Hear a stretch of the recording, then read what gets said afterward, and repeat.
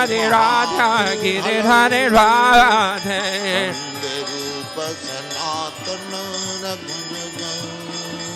Jaya Radha, Giridhare Radha, Giridhare Radhe.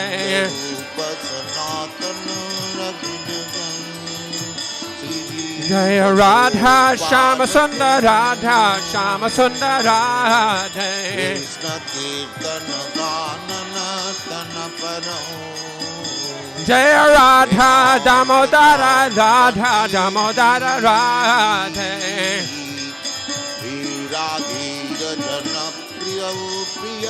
Jaya Radha, Madhava Radha, Madhava Radhe. Sri Chaitanya Jaya Radha, Govinda Radha, Govinda Radhe.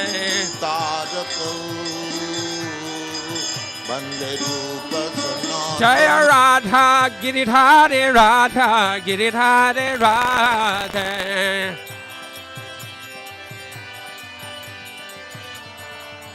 Jaya Radhe, Jaya Radhe, Jaya Radhe, Jaya Sri Radhe, Jaya Radhe.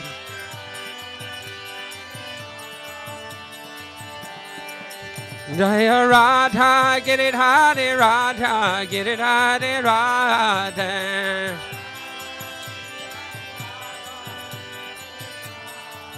Jaya Prabhupada, Jaya Prabhupada, Jaya Prabhupada, Jaya Prabhupada.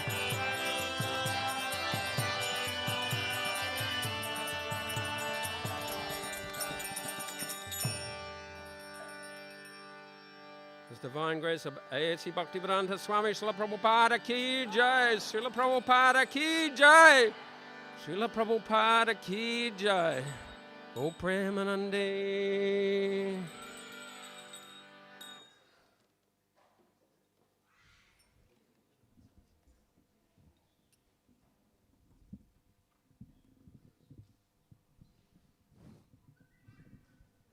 Srila Prabhupada ki. Welcome you all to Sri Radhagiri Mandir on this special day of Srila Prabhupada Appearance Day. We are thinking that all the senior devotees, especially Srila Prabhupada disciple Kalasambara Prabhu and Jai Srila Prabhu Maharaj and Bimala Mataji can speak in the end. So when everybody is gonna be here, so all the any other devotees, we don't have any names. Maybe one Prabhuji and one Mataji, just come up and offer your homages to Srila Prabhupada. And before we start that, can I request the boys to welcome Kalasambara Prabhu and Jai Srila Prabhu with the garland, please. And Bimala Mataji, as well, one of the Mataji, could you please garland. Hare Krishna, Krishna Krishna, Hare Hare, Hare Rama, Rama Rama, Hare Hare, Hare Krishna, Krishna Krishna, Hare Hare, Hare Rama, Rama Rama. Srila Prabhupada ki. His guest Kalasambara Prabhu, Jai Srila Prabhu, Bimala Mataji and Maharaj ki. So yeah, now you can come forward and offer your homages. Srila Prabhupada ki. Any Prabhujis want to go first? Any Prabhujis want to go first? Kala Prabhu did say best of luck to go who want to go first one. Or any Matajis want to go first? Please.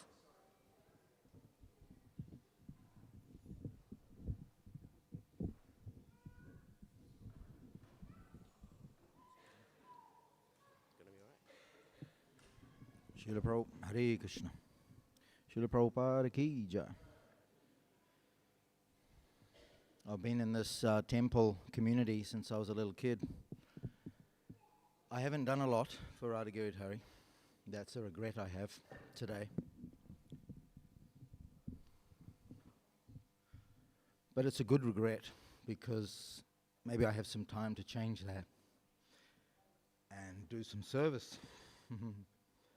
All the devotees here do so much service, and pray to Prabhupada that I've got a few years left to show my love and appreciation that I have in my heart. It's a wonderful community of devotees, and I'm grateful that they've put up with me for quite a few decades. And Kalasambara Prabhu told me to get up and say something, but I'll just keep it short and sweet. All glories to all the devotees, all glories to Srila Prabhupada, Hare Krishna.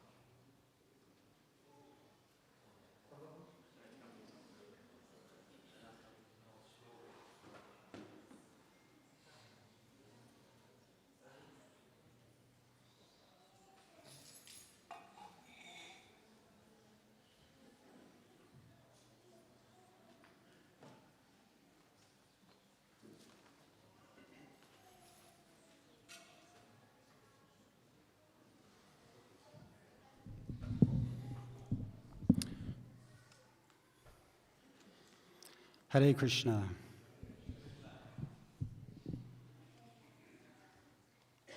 Srila Prabhupada, I've written you an offering. It's not worthy of you, but it's what I've come up with, so please accept this. Thank you. Srila Prabhupada, thinking of you fills me with hope. Meaning for existence has gained immeasurable scope. Your amazing life story, what you managed to achieve, pure stuff of dreams, manifesting miraculously. In meeting Sri Guru, his first words you beheld, preach Lord Chaitanya's message throughout the whole world. A young married man, endless duties and service. Still these words deeply etched your very life's purpose. Allahabad, one asked for the tonic of Krishna praying. Humility, tolerance, respect, constant chanting of the name. This is the formula which you then revealed, adding, soon I will preach this all over the world. With minimal success, some others did try. Still, your dear Guru kept his fervent desire, declaring, one of you will spread these teachings worldwide, scanning the crowd, finding and looking you squarely in the eye. Again in Mathura, you expressed this deep desire of your heart. You mentioned then that your life's mission is yet to start. Two old men eating, a visitor looked, nothing to see, saying they're oblivious of the service Lord Chaitanya has given me. Deep Bhajan continued, the focus being your books. Penniless sadhu, going without, the trouble you took. Printing and publishing amidst such hardship. For all of our sake, you epitomize the script. Though the thought of your mission received little support, sadhus should never cross the ocean, their retort. Stay here in Brindavan, it's the spiritual world. In one sense, you never left, yet your vision unfurled. Your scholarly friends frowning on your going there, yet never a doubt, never despair. You tricked them to bless your books very dear, and then humbly submitted your role as courier. After obstacles endless, you finally got the break, American bound, aboard a ship full of freight. Divine journey continued to magically unfold. Depths of colour you ventured, mercifully bold. To the man on the bench, you were deliberating. Books, temples are already there, just time separating. Ultimately, it all emerged, world forever changed. Endless souls benefiting, past karma rearranged. Your pranam mantra, your mission, Sri Guru's request, spreading Chaitanya's teachings throughout the West. Going forwards, another story your devotees recollect. You told a disciple to go where you could not. Bewildered, where is that? Into the future. The people will feel Krishna's love by how they are nurtured. It was that unconditional love that you showed, conduit of compassion, your example proved. Our very soul's needs, doubts dissipated. One asked, why not sooner? For your birth I have waited. A remarkable history, what you achieved, pushing all boundaries without any reprieve, bursting open the dam, flood of divine love, Krishna's Sanapati Bhakta, fully empowered from above. Thank you, Srila Prabhupada. Srila Prabhupada ki jai.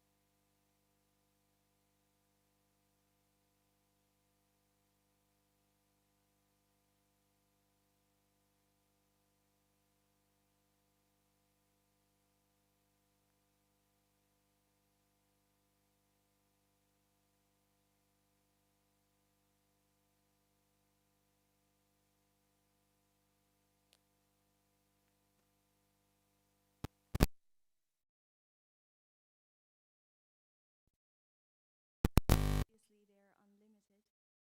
What stood out for me yesterday, I was thinking about how you have actually eliminated all doubts. So there are no questions anymore. We already know who God is. We know what to do to serve Him. Any doubts or any contradictions that may have been there in Scripture, you have so carefully explained all these to us, engaged us in service. Even doubts that we may have in others or doubts that we may have in our own ability. In Krishna consciousness, you have taught us that it's not just about our ability, because on our own we can't achieve much. As an insect, so you could wonder why if an insect could ever have the opportunity to touch Krishna's chest. And perhaps not, perhaps in Brindavan, yes.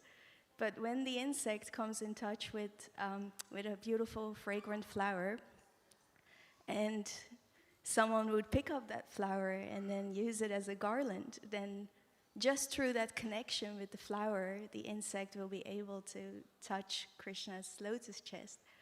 So in the same way, if we are connected to you, we will be able to experience Krishna consciousness. And even though as an insect we may be unqualified, because of you, you have given us this opportunity. And you are sweet like sugar, like from all sides you are sweet, not just from the right side or the left side. Any approach towards sugar, it's always sweet. So are, your regulations or the rules that you have given us, or your sweet smile, and thank you so much. I'm most grateful that although I've, overcome many trials and tribulation and moved here and there, and somehow you have given me this service, and it's been a continuous factor in my life, and I'm so grateful that I have this connection with you, and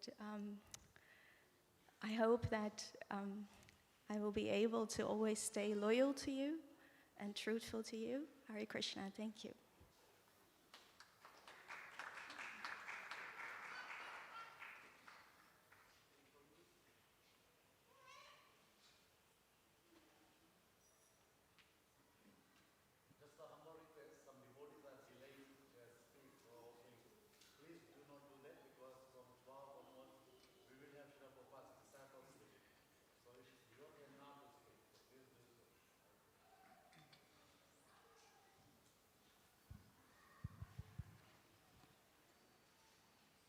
Dear Prabhupada, please accept this offering on behalf of my dearest Guru Maharaj, His Holiness Parthasarati Das Goswami Maharaj.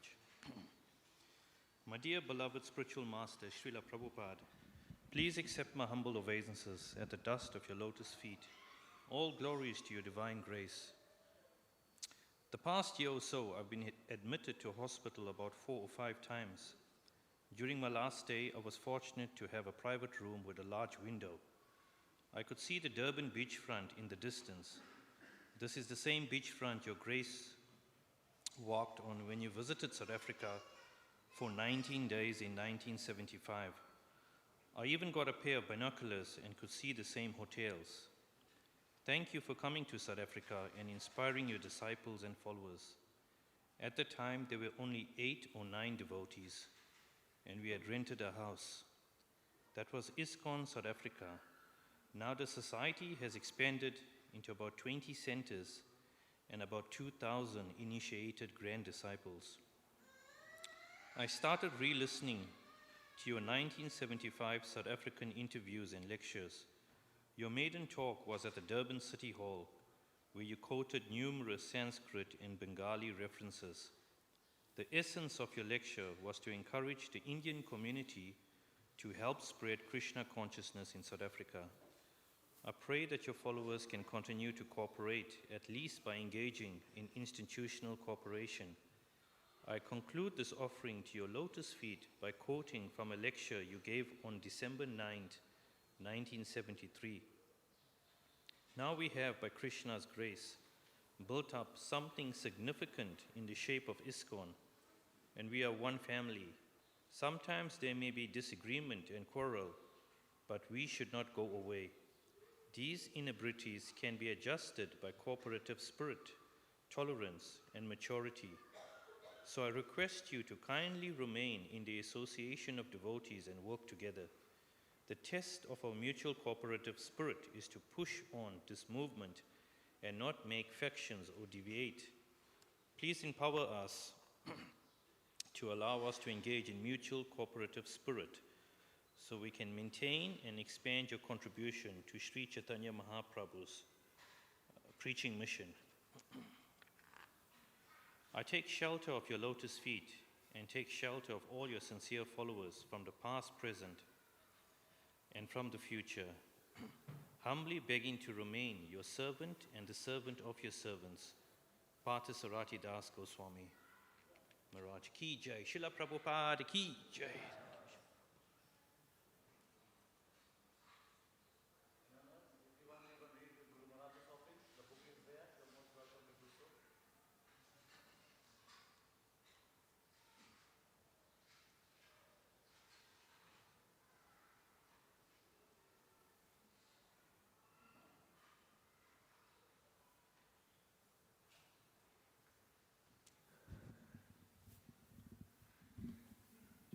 Namo Vishnu Padaya Krishna Prishna Bhidale Shimati Bhaktivedanta Swami Namani Namaste Saraswati Devi Gaurvani Prachani Nivishesha Shamvari Paschata Deshnai.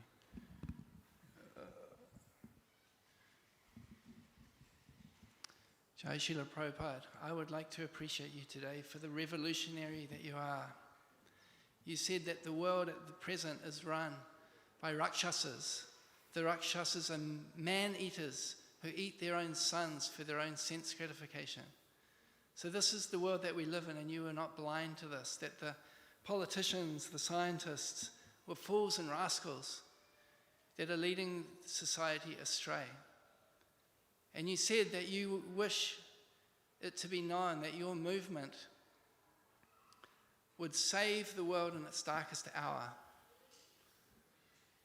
You didn't come here to become part of the society that we have today, which has so many faults. You came to create something new. You came to give the positive alternative.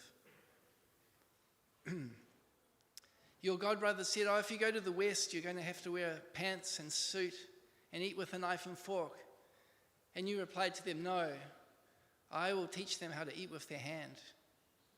So you are not here to fit in with everyone else. You are here to teach a better way. And you came to give Krishna consciousness. This was as you said, the first 50% of your mission, to spread the holy name to the whole world. But you also said that 50% of your mission is not complete, that you wish to establish the Varnashram Dharma system. In other words, a real culture where people can live peacefully, to make it much easier for everybody to have the chance to become Krishna conscious. And in this age, this particular time, we can see there's so much division, polarization, and that there's so many disagreements, because this is the age of Kali after all. And so I'd just like to end by repeating your first purpose of ISKCON, from your establishment of ISKCON back in the late 1960s. The first purpose is as follows: to systematically propagate spiritual knowledge to society at large, and to educate all peoples in the techniques of spiritual life in order to achieve real unity and peace in the world.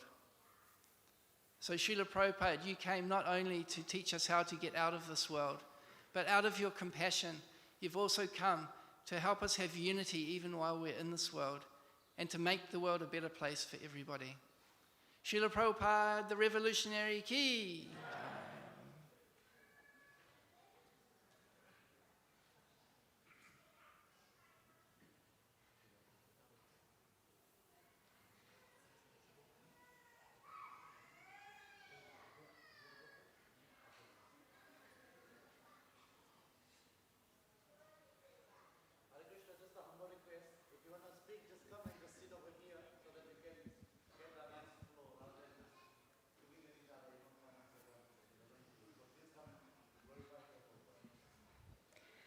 Hare Krishna, dear assembled devotees, please accept my humble obeisances. Vanchakalpa Trirbhyascha Kripa Sindhubhaya Vachapatitanam Bhavanebhyo Vaishnebhyo Namo Namaha. And dear Srila Prabhupada, please accept my humble obeisances at your lotus feet. All glory is unto your divine appearance in this world.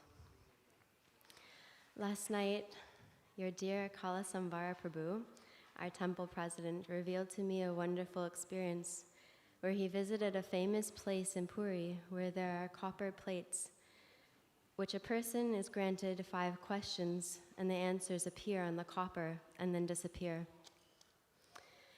He had arrived there without any desire to ask questions, but by chance came with others while on pilgrimage. He told me that the questions can either be written down or they can be held within the mind. In any case, the answer would appear. When he sat before these copper plates, desireless and without any questions, the copper plates chastised him, saying he had no questions unanswered, and that being there was a waste of time. We laughed, feeling like you had spoken to him through these mystical plates. My reflection was that you have given us all the answers, and now it is our duty to spend our time applying ourselves, not wasting more time speculating. I pray to you today that you may help me to use time wisely, following your instructions and living the answers to the life's questions you have kindly conveyed in the books you translated for our ultimate benefit. Srila Prabhupada ki jai.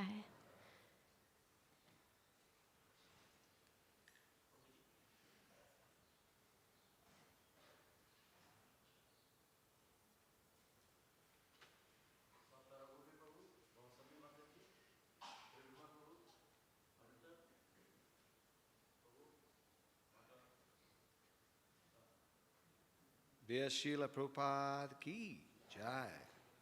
Dear Srila Prabhupada, Hare Krishna. Namo Vishnu Padaya Krishna Prasthaya Bhutali Srimati Bhaktivedanta Swami iti namine. Namaste Saraswati Devi Gaurvani Pracharine Nirvishesha Sunyavari Pachathada Satharine. Please accept our humble obeisances to the dust of your lotus feet. All glories to you, Srila Prabhupada, who saved the whole world by spreading the chanting of the holy name of the Lord Sri Krishna all over the world. Today is the appearance of your divine grace, and yesterday was the divine appearance of Lord Sri Krishna. The Lord appears in the material world to give pleasure to his pure devotees and annihilate the miscreants from the face of the world. You are the most dear to Lord Sri Krishna and Lord Sri Krishna Chaitanya Mahaprabhu, because you fulfilled their prophecy by spreading the holy name of Lord Sri Krishna. You would have always start your lectures by reciting Om Agyanam Timirandasya Jnanananda Salakya Chakshurulmetam Yena Tasmai Shri Guruve Namaga. I was born in the darkness of ignorance, and my spiritual master opened my eyes with the torch of knowledge. You acknowledge that it was your spiritual master, Srila Bhaktivedanta Saraswati Thakur Swami, who had enlightened you with the transcendental knowledge, and Narada Muni had imparted to his disciple.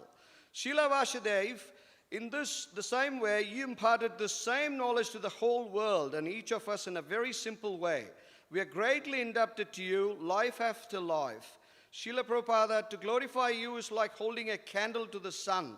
I have no personal qualification at all. Only your costless mercy gives us the hope by which I can survive in this material, miserable world and serve Lord Krishna. Hare Krishna. Jai Srila Prabhupada.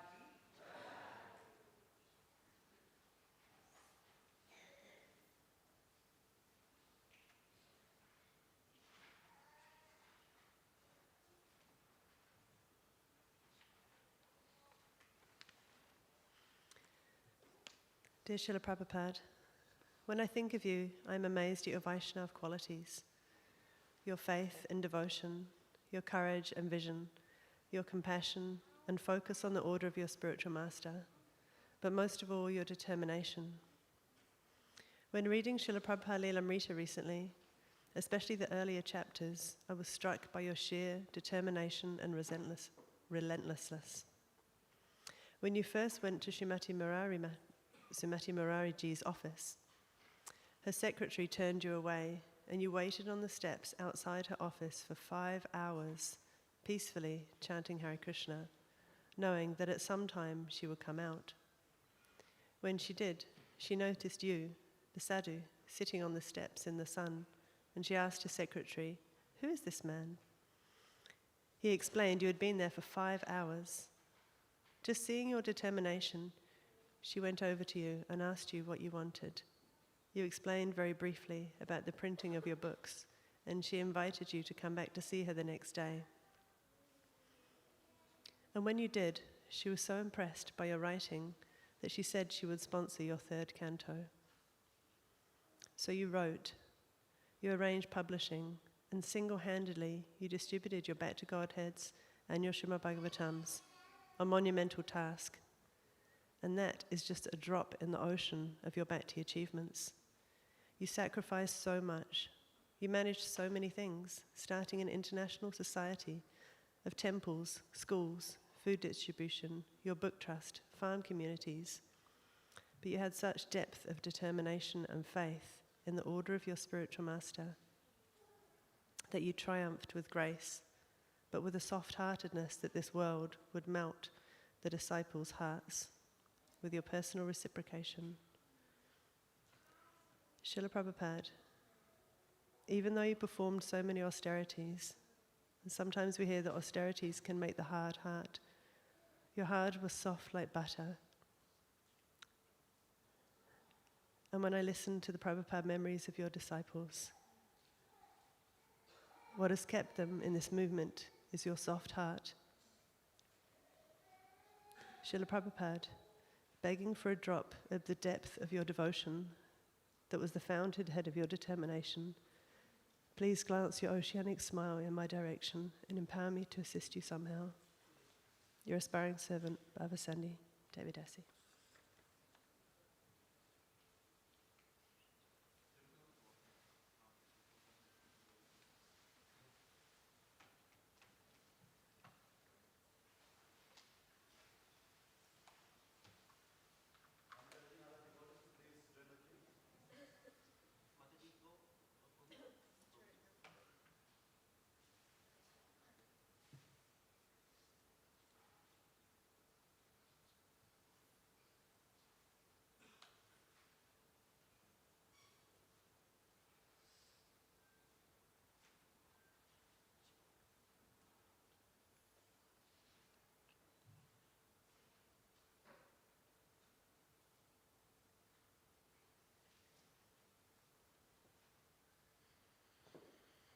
Namo Om Vishnu Padaya Krishna Prasthaya Budale Srimate Bhaktivedanta Swami Namane Namaste Saraswati Devi Gaudavani Vicharine Nivasesha Srinivadi Pastachadesha Tarine.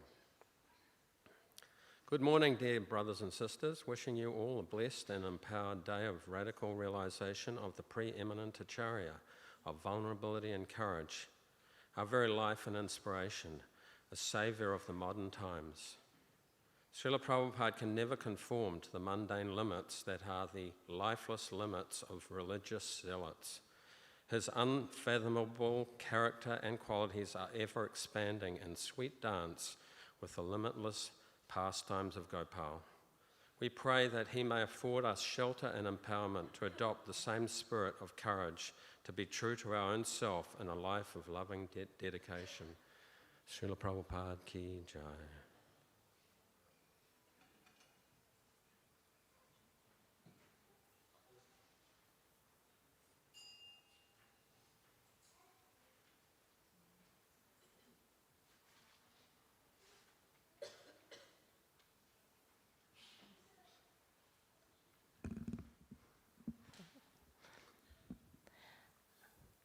Hare Krishna. Thank you, Srila Prabhupada, for your immense sacrifice in giving me the knowledge I was looking for. I wanted to know God and was looking everywhere. Thank you for telling me about Krishna. I feel the most fortunate to know about his personality. Yesterday, at the Hare Krishna school, after we had amazing presentations by all the different classes glorifying Krishna, we went back to class and I asked the students to think of one thing they love about Krishna. And they all had many different answers, and one of them had the same one as me.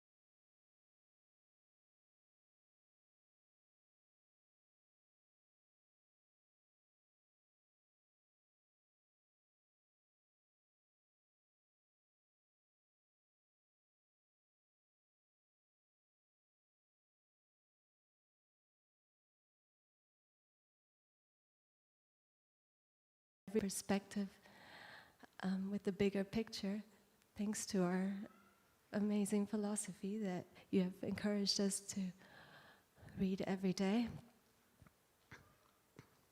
And as well as being able to understand and to know. You've also given us the potential for the deepest emotional experiences that the soul can ever yearn for. So on this day, I beg you for the spiritual strength to treat this gift you have given me with utmost care and not take it for granted, and the courage to share it with everyone. Thank you, Srila Prabhupada.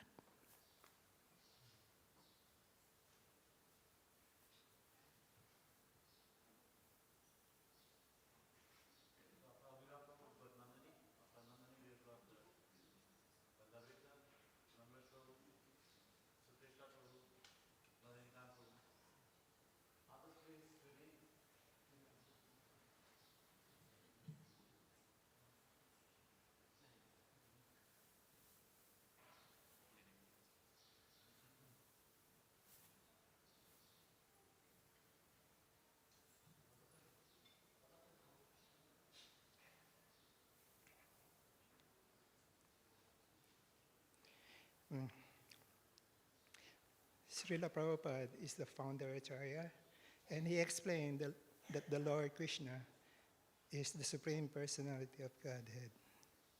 In Sri Chaitanya Charitamrita, it is mentioned that Lord Chaitanya is the Supreme Personality of Godhead, Krishna himself. The Brahman effulgence is the body luster of Lord Chaitanya, and the localized super soul situated in the heart of every living entity is his partial representation. Mahavishnu is the reservoir of all conditioned souls, including Narayan, who is generally accepted by Mayavadi philosophers to be the absolute truth. However, as confirmed in the authoritative scriptures, Lord Krishna is the ultimate fountainhead, the source of numerous plenary expansions and delegate powers. The Vaikuntha which are manifestation of the Supreme Lord's internal energy. Innumerable material universes are similarly exhibited by his external energy, and the living entities are manifested by his marginal energy. Because Lord Krishna, Chaitanya, is not different from Lord Krishna, he is the cause of all causes. This is explained by our great authority, the founder Acharya, His Divine Grace, A.C. Bhaktivedanta Swami, Srila Prabhupada. Srila Prabhupada ki.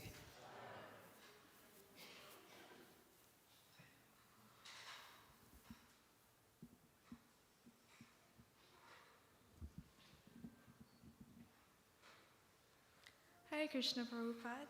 This is an offering from your dear disciple, His Holiness Jayapataka Swami. Namo Om Vishnupadaya Krishna Prasthaya Bhutale Srimate Bhakti Vedanta Swaminiti Namine Namaste Saraswati Deve Gauravani Pracharine Nirvishesha Shunyavadi Paschatya Deshatarine. Dear Srila Prabhupada, on this most auspicious day of your Vyasapuja, I submit my respectful homage unto your divine lotus feet. By your divine grace's blessings, this year I completed my Bhaktivedanta degree and I present it to you as an offering. Although I have read Srimad Bhagavatam many times, this time I read your Bhaktivedanta purports even more carefully. You mentioned that your purports are your ecstasies.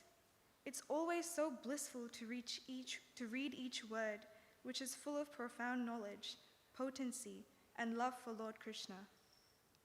I am eagerly waiting to do the Bhakti Sarvabhauma course now, and I am encouraging the devotees to take up Shastric courses like Bhakti Shastri, Bhakti Vaibhava, Bhakti Vedanta, and Bhakti Sarvabhauma, something you desired.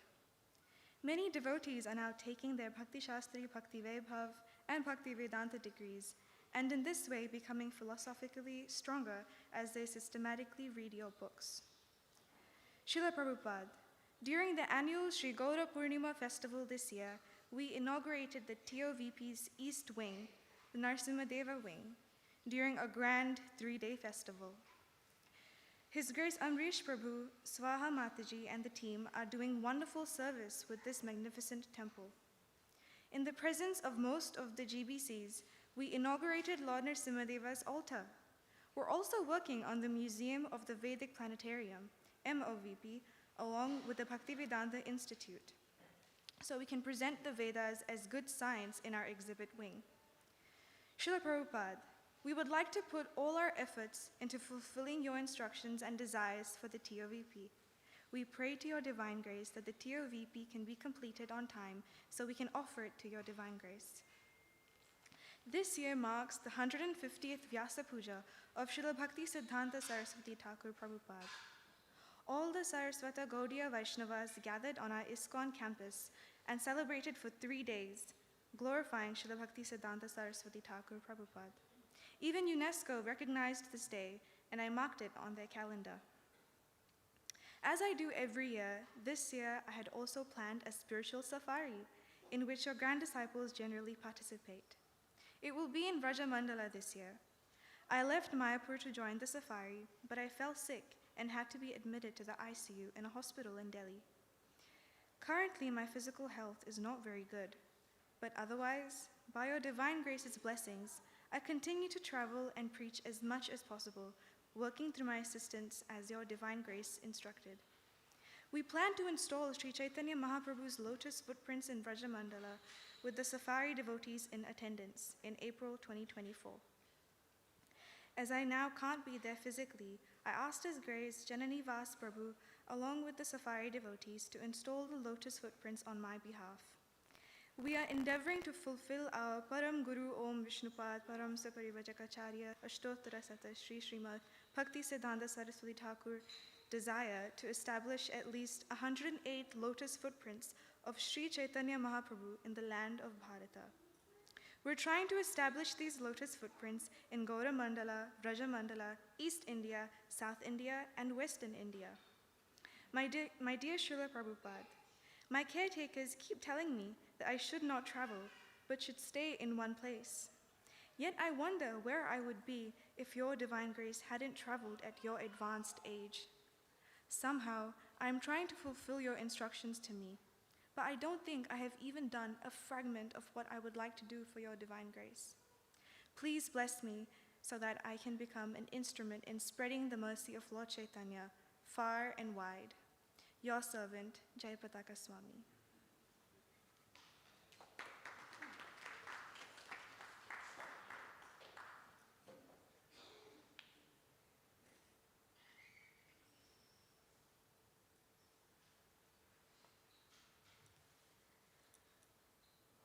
Srila Prabhupada, the following is a Vyasapuja offering from Indradumna Swami. Dear Srila Prabhupada, please accept my most humble obeisances in the dust of your lotus feet. All glories to you. Today marks the 54th time I've celebrated your Vyasapuja in my life. This occasion is the spiritual pinnacle of my year, a time when I reflect on the progress I have made and the services I have rendered in your honor. You envisioned ISKCON as the primary vehicle for propagating the movement initiated over 500 years ago by Lord Chaitanya and his immediate followers, the 6 Goswamis. When you visited temples in the early days of ISKCON, your inquiries were always the same. How many books have you distributed? How many devotees have you made? What important people have you arranged for me to meet? Since then, I have believed that answering these questions with tangible results is the key to pleasing you, and thereby obtaining the boundless mercy that leads to the ultimate goal of life. The Vedas say that to a loyal disciple, one may speak the confidential secret. Therefore, O most fortunate one, now please hear the glories of Goloka. Sri Brihad Bhagavatamrita Part 2, Chapter 1, Text 6. Srila Prabhupada, on this sacred day, I come before you with a solemn vow.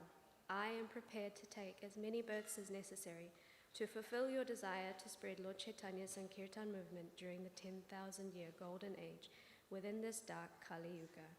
In a conversation on June 5th, 1976, while driving back from a morning walk in Los Angeles, Rameshwar Swami asked you, Srila Prabhupada, I was told that Lord Chaitanya's movement will rise like a sun and shine for 10,000 years. Is that true? You softly murmured in assent and then said, this movement will go on for 10,000 years without any impediment. Many fallen souls will be delivered back to home, back to Godhead. Demons that are trying to challenge us cannot stop our movement for 10,000 years. A couple of weeks later, in New Brindavan, you reiterated this prophecy to your disciples. Literatures are selling, and they're being appreciated by the learned circles. It takes some time, but if we stick to our principles and do not compromise, our movement will never stop. It will go on. At least for 10,000 years, it will continue. Srila Prabhupada, it is clear to me that you possess the power to gradually transform the face of the earth. This is confirmed in the Vishnu Dharma. For one who has Lord Govinda in his heart, Satya Yuga becomes manifest in the midst of Kali, and even Satya Yuga becomes Kali Yuga for one who does not have the infallible Lord in his heart. The Sankirtan movement, as you have presented it, is nothing short of miraculous.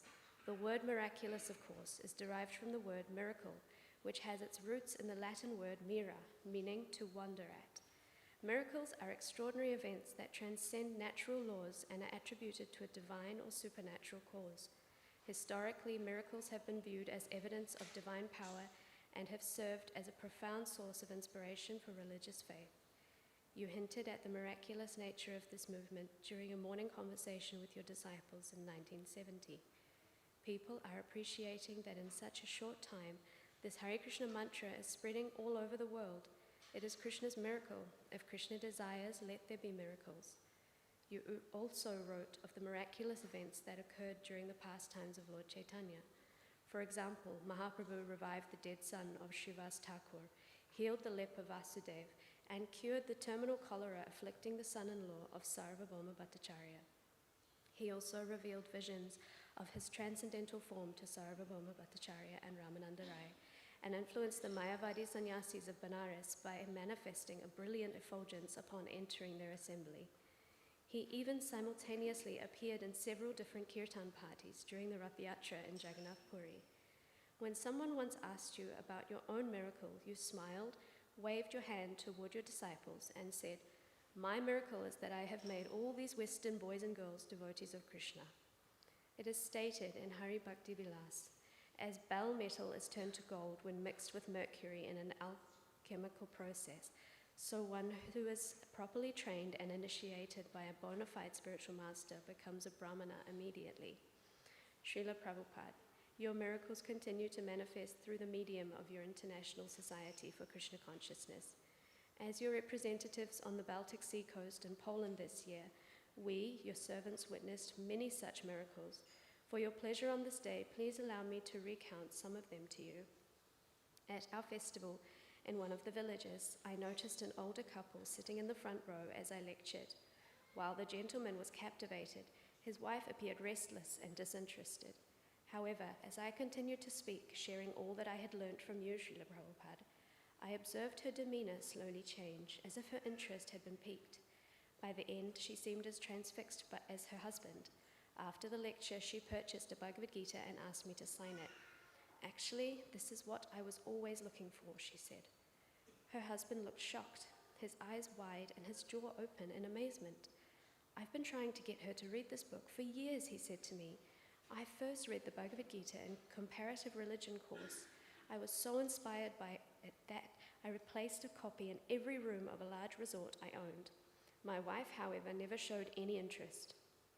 We drove 200 kilometers today to attend this festival.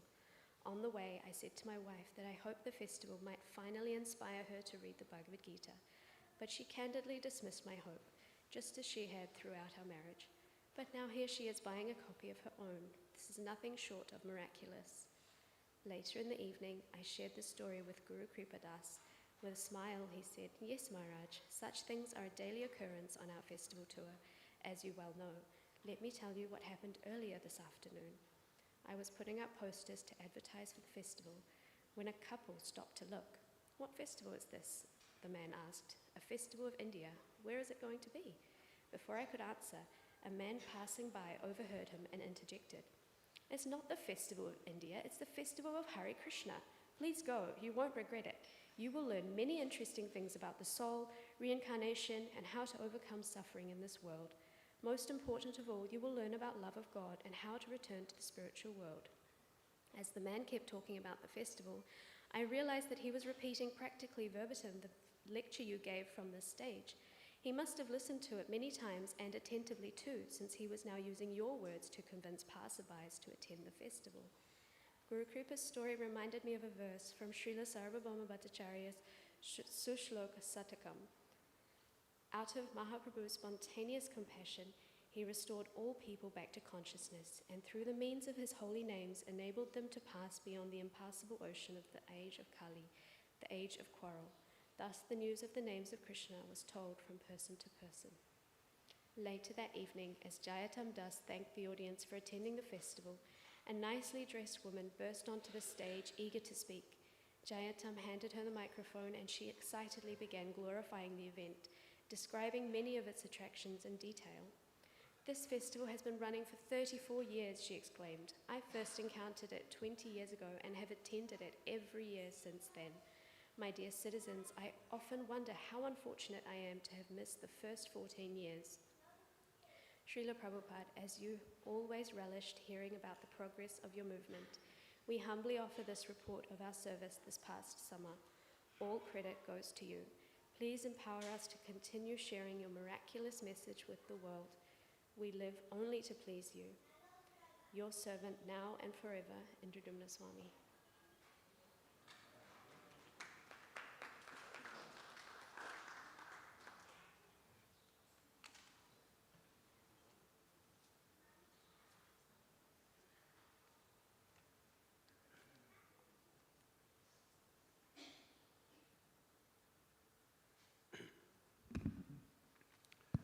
Namo Vishnupadaya Krishna Bhutale Shamatama Krishna Goswami Namni. Namo Vishnupadaya Krishna Bhutale Shamati Vedana Swami Namni. Namaste Saraswati Gauravani Pachari. Nivishesha Shunyavadi Prashada Sitari.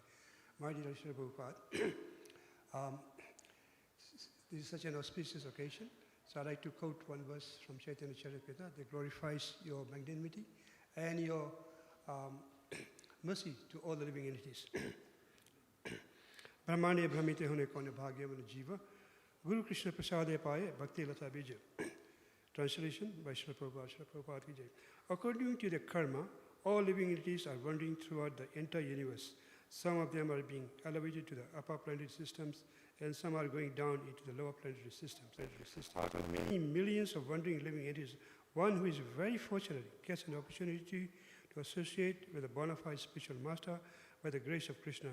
By the mercy of both Krishna and spiritual master, such a person receives the seed of the kripa of devotional service. So here we see Srila Prabhupada, by your wonderful mercy and your so much austerity to establish the ISKCON temple and movement all over the world. So many living entities, millions of millions of living entities who are wandering throughout the universe are getting the opportunity to receive this spiritual seed of devotional service. Had you not been there, what would happen to all of us sitting here? Just by your great mercy, your compassion, you took so much discomfort to travel all the way to US and establish ISKCON. Such mercy is unimaginable in the current situation. There was one episode I heard. I went towards your closing pastimes in Brindavan. One Pandita from Bangalore flew all the way to Delhi and came to see you in Brindavan. Despite his, there were a lot of devotees didn't want to let him see you because of your position. But then by his insistence that he had flown all the way from Bangalore, in those days it was very expensive to see you, they allowed him to see you. So this Pandita had a request. He said, Swamiji, you know, according to Shastra, if if the spiritual master is living and he has got his deity and people come and worship or touch the spiritual master deity, the spiritual master get all the karma, all the reactions of the people who come and see you. So my request is that Swamiji, you should stop this activity. You should not allow your deity to be in the temple so people can come and see you or touch your deity because you're getting all the reaction. So Prabhupada looked at him very compassionately and said, yes, I already know this. This Pandita was really taken back. How, in spite of knowing that he's going to get all this karma, he's letting his deity to be worshipped by so many devotees and non-devotees as well, and getting all the karma. So then he understood the great compassion of the Acharya, is that he's willing to take the karma, all the bad reaction, to spare this moment. This is such a huge compassion. So here in this verse, Srila Prabhupada is mentioning, just by the mercy of both Krishna and the spiritual master, such a person received the kripa of devotional service. By your great compassion, you have spread this moon all over the world and planted the seed of devotional service in the hearts of millions and millions of people, now and past and in the future to come. So in this, today, in a glorification, I am humbly begging and praying that you bless us, that we become instruments of your mercy to spread this movement. Thank you, Srila Prabhupada, to engage us in your service. Srila Prabhupada ki jai.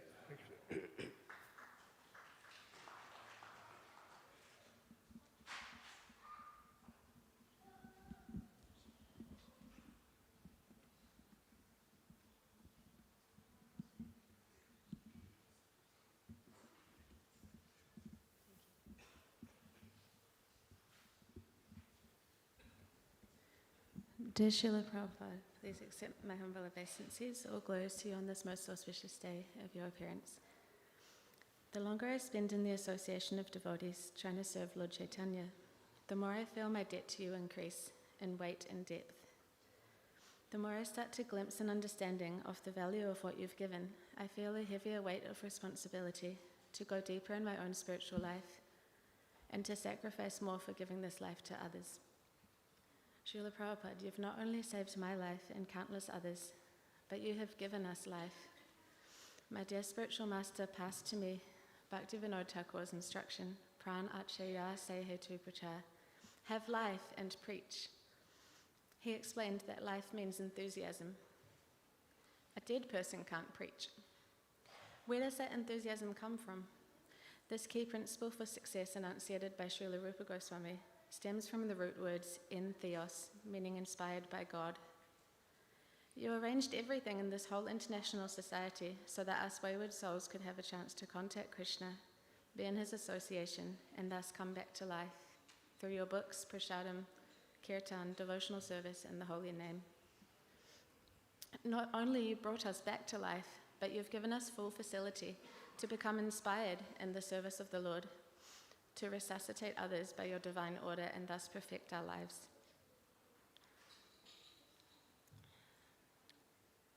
You were once at a busy airport and commented to your disciples, "You see so much movement. I simply see dead people everywhere.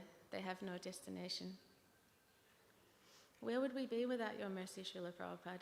Simply loitering in this world of dull matter, wandering aimlessly, bearing the burden of an empty existence.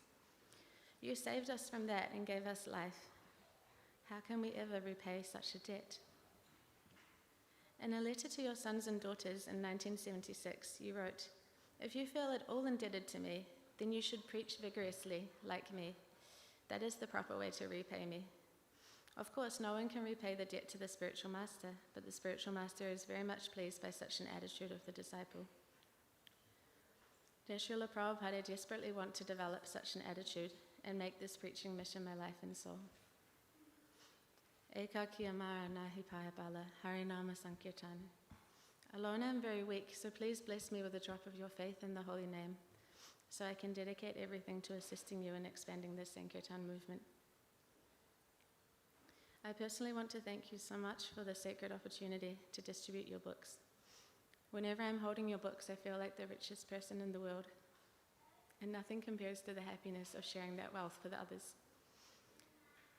Clinging to the rope of this service has carried me through all the waves of my devotional life and kept me alive. Therefore, I want to do more now to carry the movement for you, the Sankirtan movement for you.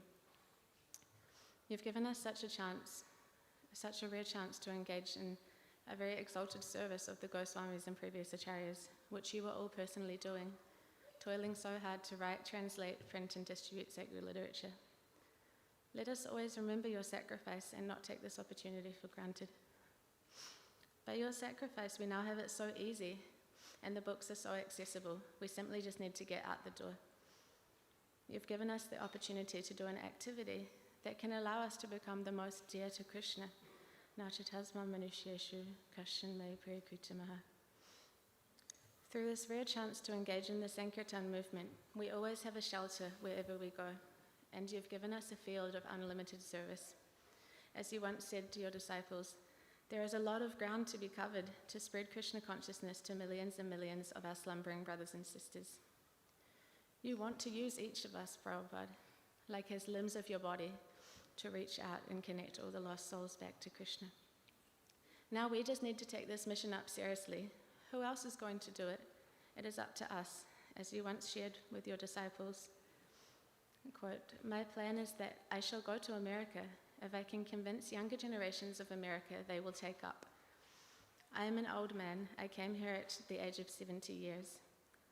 The mission of Chaitanya Mahaprabhu is now in your hands. You are very intelligent and graced by Krishna. You are not poverty-stricken. You have enough resources, prestige, everything materially. If you kindly take this Krishna consciousness movement seriously, your country will be saved and the whole world will be saved. Prabhupada, you are so merciful for giving us this chance to assist you in such an exalted mission. The Sankirtan movement gives us everything: satisfaction of the soul, peace of mind, and perfect absorption for the intelligence. Trying to follow your example of always thinking how to expand Krishna's glories. This gives us a chance to follow Prahlad Maharaja's mood of being so absorbed in loving concern for those who don't have the shelter of Krishna and therefore can never be happy. You are a perfect emblem of this mood, Srila Prabhupada. Please help me overcome selfishness so that I can follow in the dust of your lotus footsteps.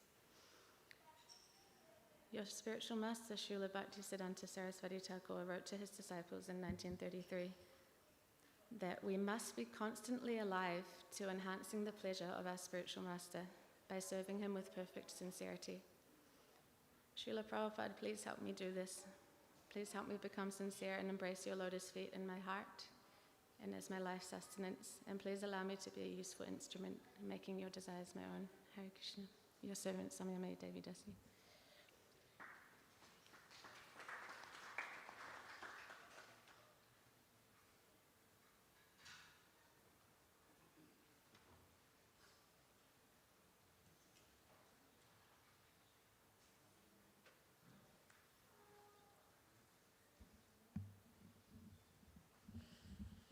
Namo Vishnupadaya Krishna Prishtaya Bhutale Srimate Bhaktivedanta Swaminiti Namine Namaste Saraswate Deve Gauravani Pracharine Nirvishesha Shunyavadi Paschatya Deshatarine Srila Prabhupada's Divine Appearance Day Ki Jai Shri Nandotsava Ki Jai. Srila Prabhupada, in India especially, Janmashtami is a public holiday. And people who are not your followers don't know what to do. So they end up mostly socializing and partying and maybe watching movies. And that's what we did also till a few years back. And it is because of you that your followers have made this day, Janmashtami and the day later, one day later, as the biggest important days of their lives. In fact, in countries outside of India, it's now become a 2-day festival because the first day, most of the local temples outside of India, they follow the Indian time and celebrate Janmashtami. But as per the Vaishnav calendar, it's usually the next day. So in most of the other places, especially in Auckland, Janmashtami is a 2-day event. How wonderful can that be? And it's all because of you. And in India, it's a public holiday. Here, it's not a public holiday, but still we have so many devotees come here, and I'm sure most of them have taken a sick leave or an annual leave. This is the importance. This is what you have done. These decorations are because of you.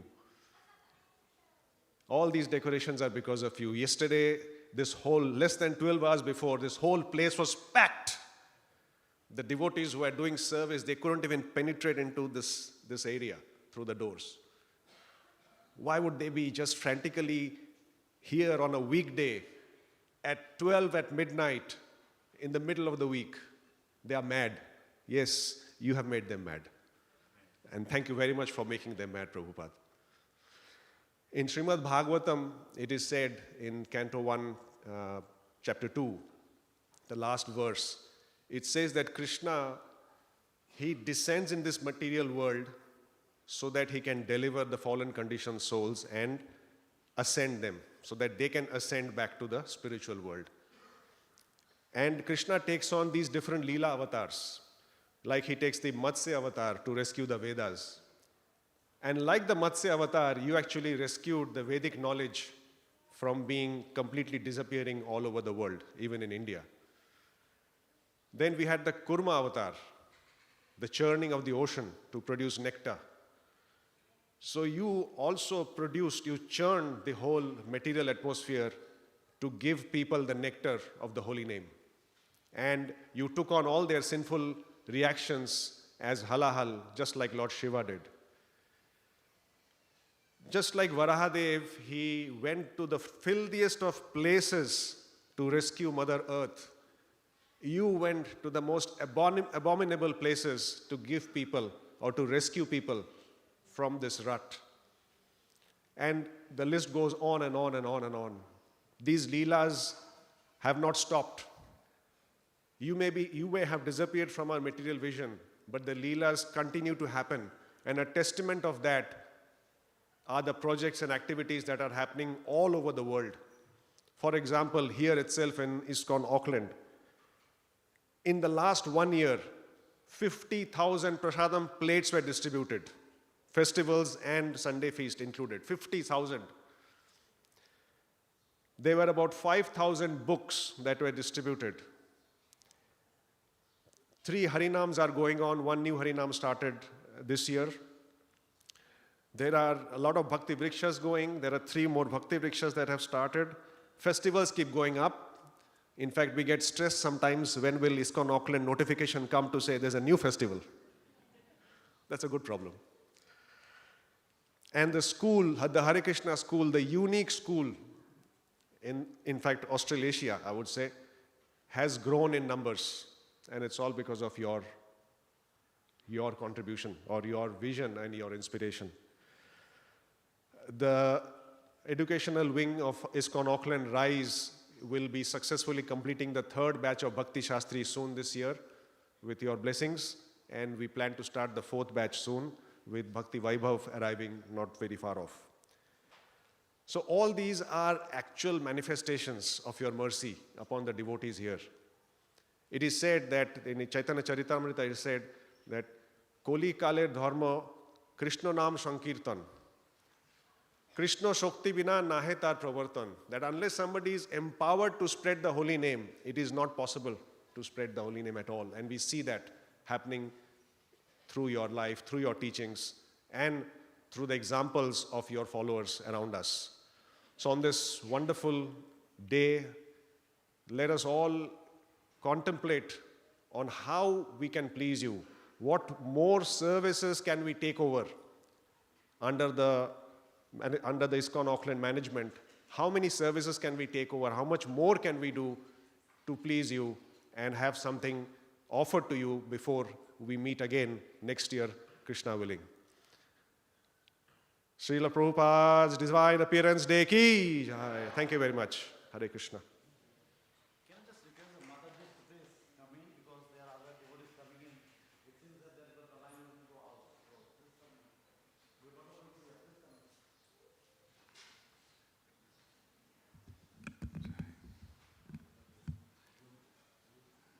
Namo Om Vishnu Padaya Kutale Shimate Devamrita Swami Tinamane Namo Om Vishnu Padaya Krishna Prastaya Bhutale Shimate Bhaktivedanta Swami Tinamane.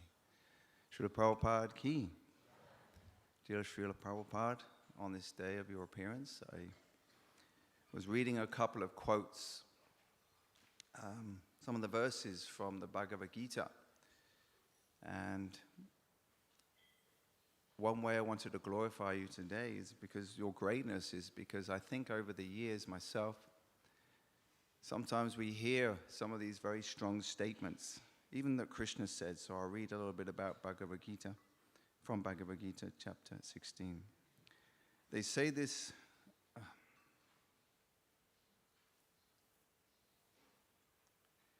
they say that this world is unreal, no foundation, no God in control. They say it has produced of sex desire and has no course other than lust. Following such conclusions, the demonic who are lost to themselves and who have no intelligence engage in unbeneficial, horrible works meant to destroy the world. The demonic are engaged in activities that will lead the world to destruction. The Lord states that they are less intelligent, the materialists who have no conception of God, thinking they are advancing. But according to Bhagavad Gita, they are unintelligent and devoid of all sense. They try to enjoy this world to the utmost limit and therefore always engage inventing something for sense gratification. Such materialistic inventions are considered to be the advancement of human civilization, but the result is that people will grow more and more violent, more and more cruel,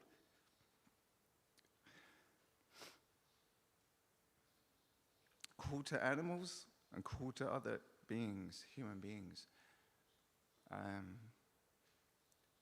When reading this a few decades ago, when I was just beginning my Krishna consciousness, and now a few decades on, we see the world, and your glory is that we see right now, without any doubt, a failure of the institutions of the world, the failure of the political systems, the failure of religions in the modes. We see a failure psychologically in the institutions of health and mental health.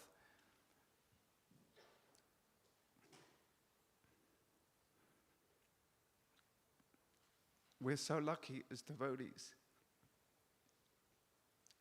that you've given us these wonderful festivals. You've given us the Association of Devotees. We are in the very dark hour in the world. Right now, we see so much violence.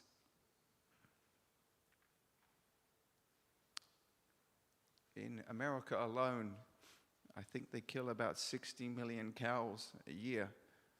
In New Zealand, animal slaughter is in the trillions worldwide. We know about these things, but what we also see is the human traffic of children. We see so much degradation. Yet we have iPhones, internet, Netflix, more sport. Yet underneath all that is more corruption, corrupt governments. And the greatest tragedy of all is we see the internal dynamics of young people today suffering with mental health challenges. 1 in 6 New Zealanders on antidepressants. I work also with a forensic psychologist I've been working with. Every week he has children coming to him addicted to gaming. They don't want to go to school, Srila Prabhupada, because the thought of not playing the game all day makes them suicidal. Gaming, internet abuse. Yet, as you say, that they create these inventions for lust, sense gratification. Right now we are in peaceful New Zealand, yet on the brink of nuclear threats. This is a very dark hour in humanity, and we are so fortunate. Otherwise, we would be out there right now. When we actually connect with the non-devotees, if you actually sit and spend time with them, especially at our outreach centers, we have men come to our home. If we actually spend some time with them, within 20 minutes, if we just listen, you just hear about pain, trauma, disappointment. I humbly pray, Srila Prabhupada, that my wife and I and our little home, we can do a little bit more, learn to relate and have more impact in connecting with others to Krishna consciousness. I was hearing one of the offerings just now, Srila Prabhupada, about how you came to the West and you had no idea and you connected with them and you had to learn the generation, how they were. They're the hippies. There was lots of crazy times. Similarly, those times have changed. We have to emulate and learn to connect with the new generations. And now I'm in my 50s. I humbly pray. I'm finding it very hard to relate to younger generations. They're compounding mental and physical problems from their abusive, lusty lives, their addictions. Everyone's addicted to something, Srila Prabhupada. I humbly pray that as devotees and myself, we can, as we get older, is not to become lackadaisical, but we have to relate to the problems and the issues of the devotees who are coming in. It takes time. You gave so much time and patience to all those crazies in the loft, in the Bowery.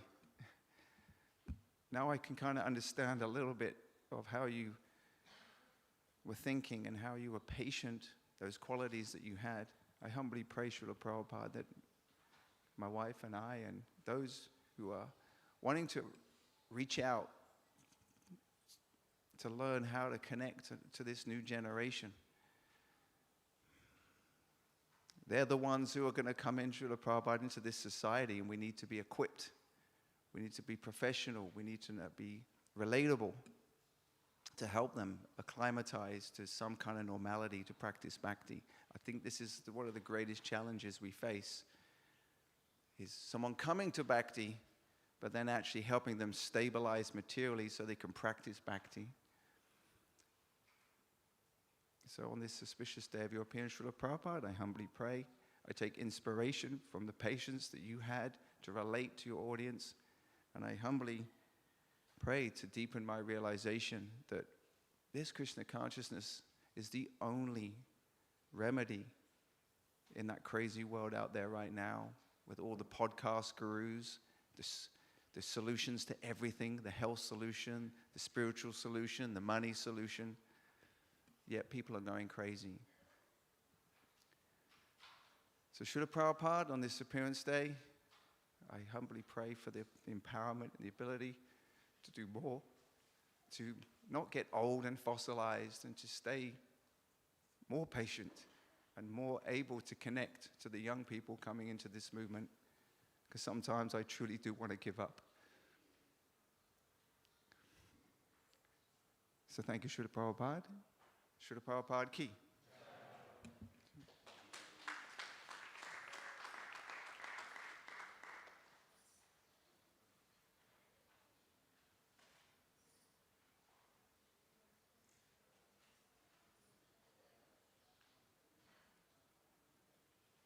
Just the humble request to all the speakers now and those who are inspiring to speak, please be considerate and so that others get time to speak as well. So yeah, please be considerate on that timing. Namo Paraya Krishna Prasthaya Putali Srimati Tamo Krishna Goswami Tamine. Namo Krishna Pradaya Krishna Prasthaya Putali Srimati Bhakti Tanda Swami Iti Namine. As a devotee from China, I would like to share a little story, my personal story, just to show that how Srila Prabhupada's message and teachings works there. This was about 30 years ago, under the guidance of my Guru Maharaj, Tamo Krishna Goswami. A few early disciples and I in China were tasked with printing books on Krishna consciousness. One of the books include the story of Li Kuang-si, which beautifully illustrated a Chinese person went to America, then came back to China to help the preaching of Prabhupada's books and teachings.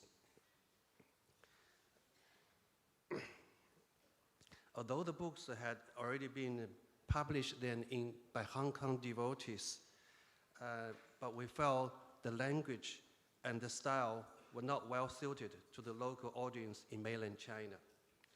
The original color cover featured simple pencil sketches, but we wanted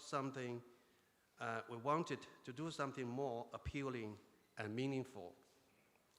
As a member of the Chinese BBT then, I collaborated with an artist and graphic designer to trying to create a new cover. Despite the best effort, we weren't satisfied with any of the 5 designs he had generated. And finally, we just decided to use that introspective photo of Srila Prabhupada. And then we conducted a street survey with the whole day. So 4 or 5 disciples and devotees went on street with all the sample designs, asked anybody to give a score of the 5 examples of the design. So by the end of the day, Prabhupada's photo got the highest score. So we decided to use Prabhupada's photo for this new book. Then we printed 20,000 copies. And together with other books, we totally printed 50,000 copies then in early 90s. So this is Srila Prabhupada's books were distributed in mainland China for the first time, making the planting of the seeds of Srila Prabhupada's message in this land. About 30 years later, in the spring of this year, I was sort of inspired by Divya Govinda Prabhu. So we jammed together thinking, just visit China to have a look, to have a kirtan trip. So we made the trip in April, and we were warmly accepted with enthusiasm. We visited 7 major cities in China. In Beijing, we visited Beijing, Shanghai, Guangzhou, Kunming, and Shenyang. We held about 18 kirtans in different yoga ashrams, devotees, different occasions. Devotees feed us, and they arranged all the gatherings, and the hundreds of devotees sometimes chanted with us. So during my trip, I sent a message, half jokingly, to my god sisters and brothers here in New Zealand. I said that the Krishna conscious coronavirus has entered China. It can't be stopped. So this is my personal experiences, and to see that Prabhupada's works and teachings had miraculously worked in China. Hare Krishna.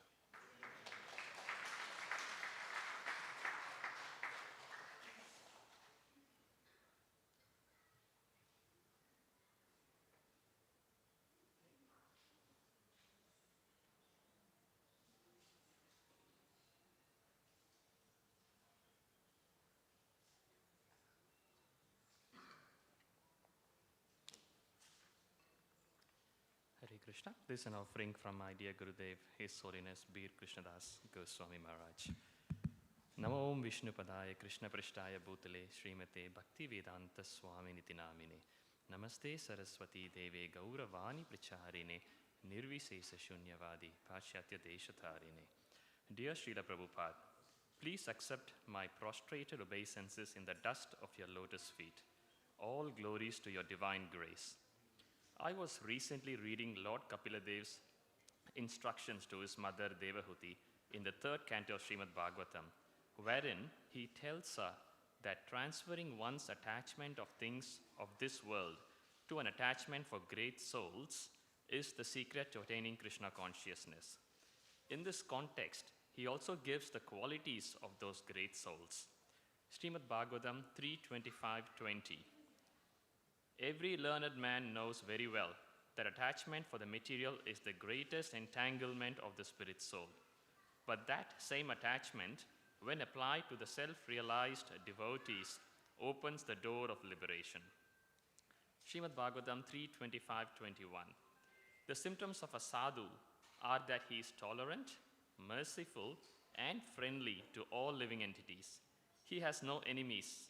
He is peaceful.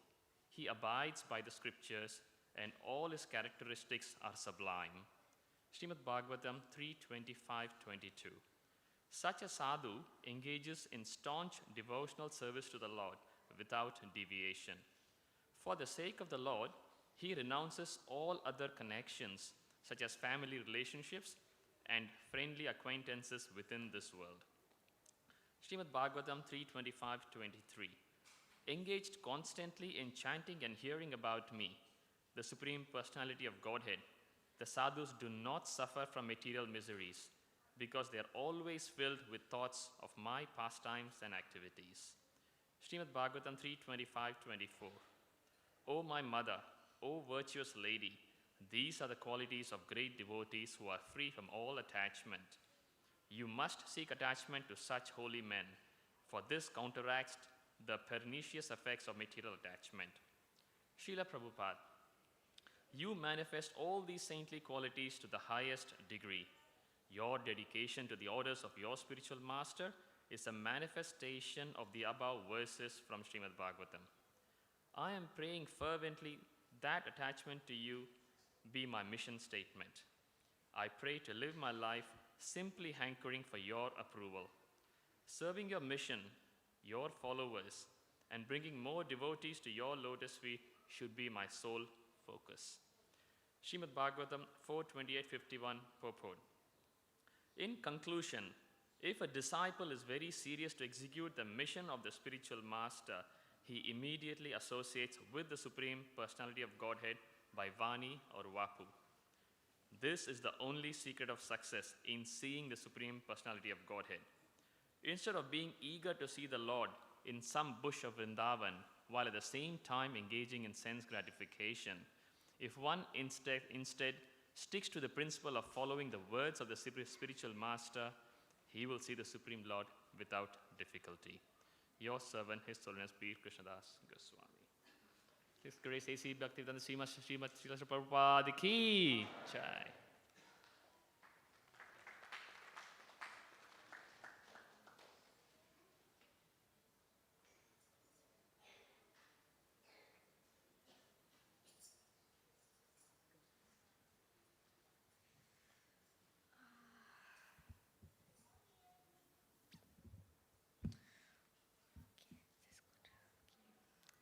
Om Namo Bhagavate Vishnu.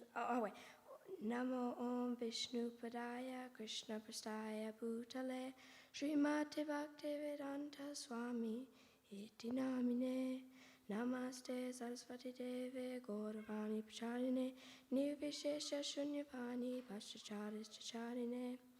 Our dear Srila Prabhupada, on this most auspicious 128th anniversary of your appearance day, we, your disciples and our grand disciples at ISKCON Auckland, bow down at your lotus feet to offer you our most humble obeisances.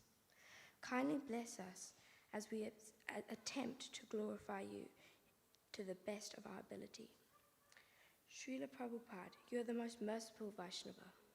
Where would we be without you? If not for you, how could it have ever been possible for us to be relieved of this from the hellish life of this material world? Without your mercy, we are lost and completely unable to obtain the mercy of Krishna.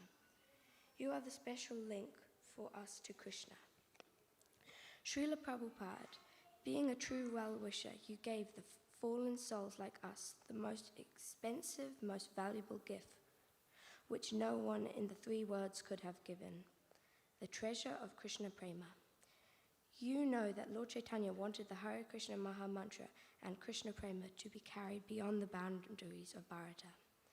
Endowed with the compassion and mercy of Lord Chaitanya, you appeared 128 years ago today to spread the message of Lord Chaitanya all over the world. And within a short span of only 12 years, after you sanctified the USA with your lotus feet, Your divine grace laid a solid foundation for the continued worldwide program of Krishna consciousness for the next 10,000 years. During this 12-year period, you gave us over 80 books filled with your Bhaktivedanta purports. These will carry your legacy. This will carry your legacy into the coming generations. You taught us by your own example, Srila Prabhupada, that rendering pure devotional service to Lord Krishna is the one way to obtain a perfectly blissful state of life. Srila Prabhupada, an insignificant place can become significant by the will of a great personality like you. Without you, dear Srila Prabhupada, this place, Auckland, New Zealand, would have remained forever meaningless country submerged in sinful activities of Kali Yuga. But as a sunbeam may break through a small hole in a thick wall, your compassioning is shining over Auckland. By your mercy, wonderful things are manifesting that surpass the thoughts of our mundane minds.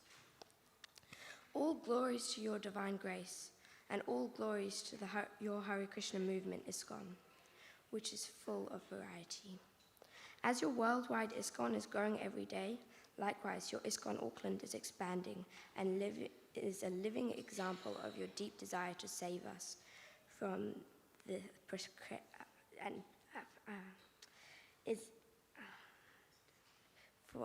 precarious condition. You have given us so many opportunities and engagements to keep our minds busy. What a blessing to be part of such a vibrant community. Thank you, Srila Prabhupada, for giving us amazing festivals, wonderful prasadam, congregations that are families, and for sending sincere souls to assist us in your mission while keeping all of us under your shelter and guiding us through. You have given us so much, Srila Prabhupada, that we cannot imagine how blissful this Krishna conscious life can be if we only follow your instructions sincerely. Srila Prabhupada, our outreach programs are increasing as the years go on. Once again, last year, between mid-November and mid-December, we traveled to various suburbs around Auckland and conducted Rath Yatras. Altogether, we performed 10 Rath Yatras within a month, taking advantage of the city's Christmas parades. Srila Prabhupada, not only that, but in February 2024, we hosted our biggest event, Krishna Holi. Around 15,000 people came to your Sri Sri Radhagiri Dairy Temple. They each got the opportunity to hear the holy names, take prasadam, and have darshana of your Sri Sri Radhagiri Dairy. Indeed, it was the biggest event and was covered by New Zealand's largest newspaper. Please continue to bless us so that we can continue to bring many people as possible to accumulate some spiritual penalty in their lives. If not in this life, for sure in future lives, they will be able to continue in their devotional service. We are continuing our weekly Harinams in different suburbs of Auckland, south, west, and city. Along with that, we do prasadam distribution fortnightly. These programs are going well by your mercy. Our book distribution scores for last year are as follows: 108 Srimad Bhagavatam sets, 319 Maha and Big books, 319 medium books, 597 small books, 3 Chaitanya Charitamrita sets, 1,223 Bhagavad Gitas. Srila Prabhupada, we are also honored to present an update on our Hare Krishna School's progress in fostering Krishna conscious education for our students. In the past 2 years, Hare Krishna School has grown from 86 to 170 students across years 1 to 10, with plans to expand year 11 next year. Our diverse student body includes those from Vaishnava, Hindu, and spiritually inclined families. We strive to cultivate a nurturing environment where students from Vaishnava families, faithful Hindu households, and those with a burgeoning appreciation for Krishna consciousness can thrive and deepen their spiritual understanding. Our fervent belief is that by imparting a Krishna conscious education, we are contributing to the fulfillment of ISKCON's purposes. Aligned with ISKCON's mission, we enthusiastically celebrate Vaishnava festivals, engaging students, families, and devotional activities. Additionally, we have introduced Sanskrit language into our curriculum. In our pursuit of excellence, we have endeavored to enrich the spiritual lives of our students through our daily timetable, which reflects our unwavering commitment to instilling Krishna consciousness in every facet of our students' lives. These serve as a guiding light and continued reference point to the spiritual journey. We are grateful for your mercy, Srila Prabhupada. It is our earnest prayer that our humble service at the Hare Krishna School brings you satisfaction and joy as we endeavor to fulfill the purposes of your mission with sincerity. Srila Prabhupada, we are greatly indebted to you for giving humanity at large Krishna consciousness, which is Vedic culture in its original form.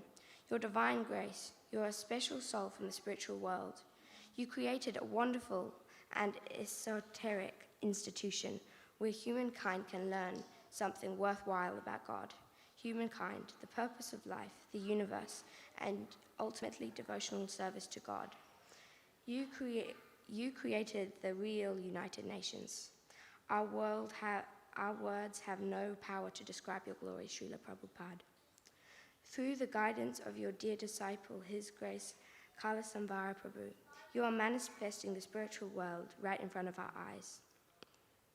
He empowers us and encourages us to attempt new strategies to bring as many people as we can to your lotus feet. Thank you for giving him the inspiration to inspire us. A feeling of confidence runs through us and assures us that we can also be an effective instrument in your mission as we try to be your servants, Srila Prabhupada. We sincerely pray that your lotus feet protect our real ego and always remind us that even though physically with us, you're still in charge of your movement around the world, including of ISKCON Auckland. You are in charge, Srila Prabhupada, and we pray that you not let us forget that we are your menial servants always, and always protected by your guidance. ISKCON Auckland pleads, please, Srila Prabhupada, strengthen our desire and our determination to serve you. Please help us overcome the complacency and laziness that paralyzes us. Please remove all distractions that prevent us from being focused exclusively on your service. Please empower us to become your loyal warriors in your mission. Please forgive our sins and cleanse the idols that weaken us. Please help us to always think of you with deep gratitude for your causeless love and grace. Praying and begging to always remain at your lotus feet, the devotees of New Varshan. Hare Krishna.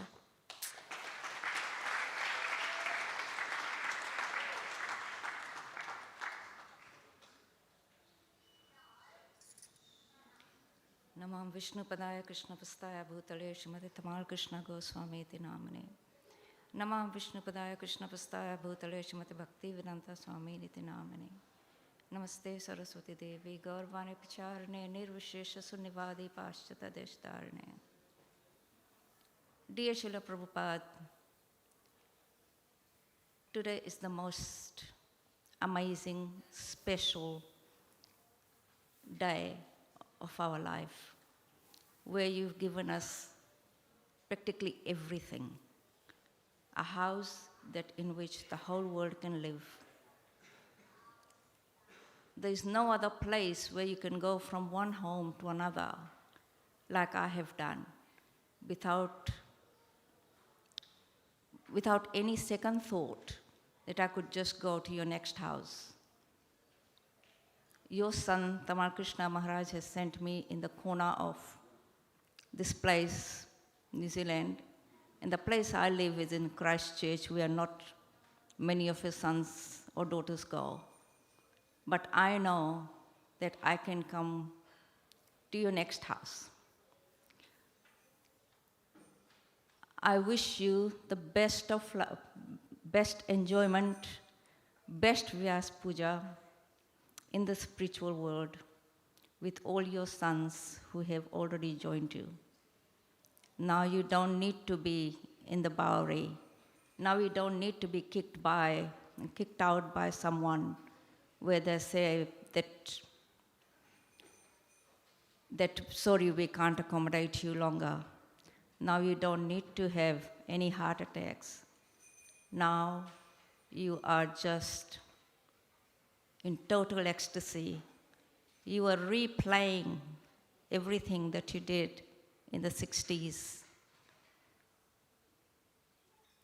I wasn't going to say anything due to my selfishness, but when I heard some of your grand disciples speaking about your sons, my heart yearned because my own spiritual master that you gave me has been taken away for so many years now. So my appeal to you, Srila Prabhupada, now is I can feel the pain that I feel that Srila Gurudev has gone. My appeal to you now is the young ones that are left behind and the ones that are already aging. What will we do now? Your body, ISKCON, has to go on. It is very, very fearful that so many young devotees come and even say to me, oh, who do you think we should take as our spiritual master? And I have no answer because it is very difficult to be in the absence of your spiritual master. And it's very scary that most of your disciples and even ourselves are aging really fast. So now I pray that please give me the strength, give me the understanding so that I can tell these people how to choose a guru. Because at the moment, I don't see very many here, but that could be blinkers in my eyes. So Srila Prabhupada, on this day, I pray to you that please give me lots of strength so that I can become all yours and become a bold preacher and follow in your footsteps. I'm all yours now. I've done all my family responsibilities. And for the rest of my life that I've got, I would just want to serve you boldly. Actually, I don't know how you take this one. I went to a restaurant not long ago, and there was this person sitting with a Bhagavad Gita. I couldn't help myself. I said to him, excuse me, can I see what Bhagavad Gita you're reading? And he showed me some random author. And because I've got so much conviction in you, because you've thought everything and you've sort of like made us realize that you only speak the truth, then I could just quite confidently say to him, don't read that one, read Srila Prabhupada's one. And I sold your Bhagavad Gita to him. So I pray that please allow me to preach boldly and reach to many people that don't want to read your books. They feel lazy. I mean, even myself, I find very difficult reading, but some other ways in which I can spread your glories and sing your glories. Hare Krishna. I love you so much. You have the best Vyasapuja. Hare Krishna.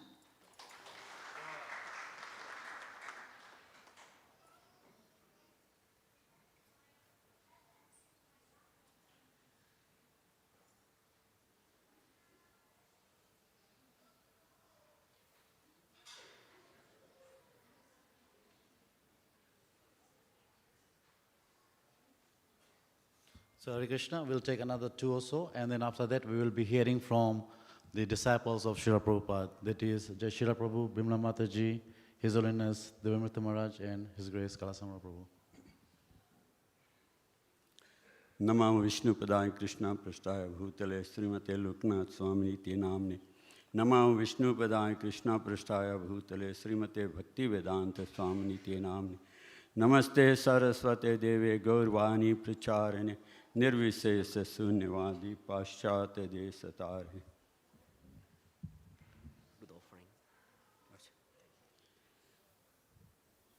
Dear Srila Prabhupada, I'm not qualified to glorify you. I will only ask or beg for your blessings, your continued blessings, so that we are able to continue with your mission in any little way that we are able to do. But today I'm going to present to you my Guru Maharaj's offerings, so please bear with me. My dearest Srila Prabhupada, please accept my humble obeisances at the dust of your lotus feet. All glories to your divine grace, the survivor of the world, whole world, the savior of the whole world. In celebrating your 128th appearance day, I recognize that your spiritual movement continues to expand further and wider with each passing moment, month, and a year, fueled by the widespread distribution of more and more of your books. Your followers have multiplied, drawing closer to you as you illuminate their path with the torchlight of knowledge. Om Ajnana Timirandasya Jnananjana Salakaya. Your pure fame will surpass that of Jesus and Muhammad, making you the Jagat Guru, Gaudiya Acharya, and especially ISKCON founder Acharya for all Vaishnavas in every town and village worldwide. Your books will continue to illuminate hearts for the next 10,000 years. Yeve Yasa Gusuka Tribhavana. We would like to see your fame spread all over the 3 worlds. On the occasion of your 128th birth anniversary, I am reminded of the many significant anniversaries that coincide with this special occasion, all to be celebrated in 2024. First, we recently marked the grand celebration of Srila Bhakti Siddhanta Saraswati Thakur's 150th birth anniversary, sponsored by ISKCON and held on your Mayapur Chandrodaya Mandir grounds. This 3-day mega event, attended by heads of all the Gaudiya Math, along with large numbers of their followers, saw international participation from thousands of ISKCON devotees. Prabhupada's Annachetra distributed hundreds of thousands of plates of prasadam. I was thinking that you must be highly pleased with our endeavors in organizing a Gaudiya Math ISKCON reunion. During this year's Mayapur festival, we also celebrated the 20th Brahmostava of Panchatattva with another Maha Abhishek. On the occasion, my thoughts were that Panchatattva continues to reach out in the form of holy names to more towns and villages. And Nam Prabhu draws them back home, back to Mayapur Dham.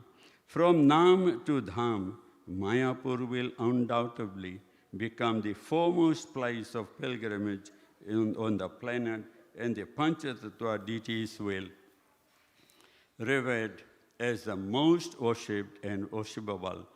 Mayapur will truly become the United Nations of the spiritual world, as predicted and strongly desired by your divine grace. On Radhashtami this year, the All India Padyatra, the mother of all Padyatras, will mark 40 years of uninterrupted Padyatra across India. Originating from Dwarka in 1984 on Radhashtami Day, to celebrate the 500th birth anniversary of Lord Chaitanya Mahaprabhu, This Padyatra traversed 8 states of India, covering 8,000 kilometers in 18 months to reach Mayapur, originally intended to conclude there. The overwhelming success of Lord Chaitanya Mahaprabhu's 5th centennial was so beyond our imagination that we could not stop. So we carried on, circling and zigzagging, but never stopping. Over the years, this Madhav Padyatra has given birth to several different state Padyatras, taking Gauranga Mahaprabhu, the holy names, your books, and your divine grace in Murti form wherever they journey. In 1991, the GBC were so impressed with your Padyatra vision that they passed a resolution that encouraged to bring the congregation chanting of the holy name to every town and village of the world through organized Padyatra festivals. This year's Janmashtami marks the 5,250th birthday of our dear Lord Krishna, and it is celebrated by ISKCON around the world in more than 150 countries. In 1965, you had held a Janmashtami celebration aboard the Jalduta as you crossed to America. Now this one small event on the cargo ship had given birth to a worldwide celebration of Janmashtami in thousands of locations in a manner never before seen. You showed the world that Krishna is not a mythological figure. He is real. We have his exact birth time, year and place, his personal details, and so much more. Your Krishna consciousness movement is enlightening the world about Krishna, the Supreme Personality of Godhead. The long-awaited moment finally arrived at the beginning of 2024 as the new Ram Mandir in Ayodhya opened its doors to devotees and pilgrims from around the world. The inauguration ceremony was a moment of joy and celebration, with inspirational spiritual leaders, political figures, and devotees coming together to witness this revolutionary occasion, inaugurating a new era of a revived and thriving Sanatan Dharma, making India Vishwa Guru. I was thinking that you, Gauranga's Senapati Bhakta, your books, your ISKCON are already playing the role of that Vishwa Guru. It's worth noting that long before this, your divine grace opened Ram temples in London, the capital city of England, in Washington, D.C., the capital city of the USA, as well as over 100 Ramchandras, Krishna Chandras, Chaitanya Chandras, Chandra temples around the world, fulfilling predictions made on the day of your birth 120 years before. 2024 also marks the 375th disappearance anniversary of Sant Tukaram, who disappeared 2 days after Gaur Purnima. A Vaikuntha Viman descended to the banks of the river Indrayani in Dehu on the outskirts of Pune. Tukaram ascended the plain and took off amid tumultuous chanting of the holy name. This historical and unprecedented event was witnessed by the thousands who had assembled. It is said that at the actual departure time every year, the trees around the location begin to tremble. Tukaram propagated the holy names of the Lord. He performed and promoted Dindi Padyatras in Maharashtra and composed 4,000 abhangas or devotional poems. Your divine grace called him Tukaram Acharya. I knew and followed Tukaram Maharaj from my very childhood. In response to my feedback about the progress of the traveling Sankirtana parties, your divine grace responded in a letter dated July 30, 1977. The whole of India, and specifically your Maharashtra are enthused with Krishna. Now you have to revive their Krishna consciousness.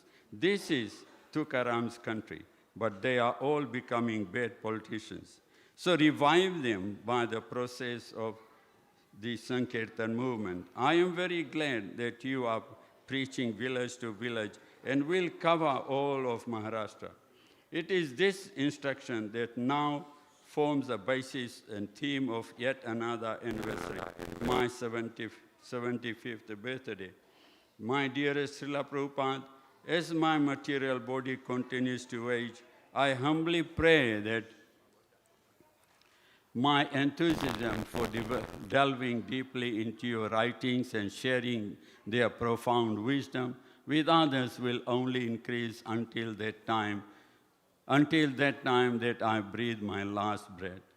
Let me always be a servant at your lotus feet. Loknath Swami.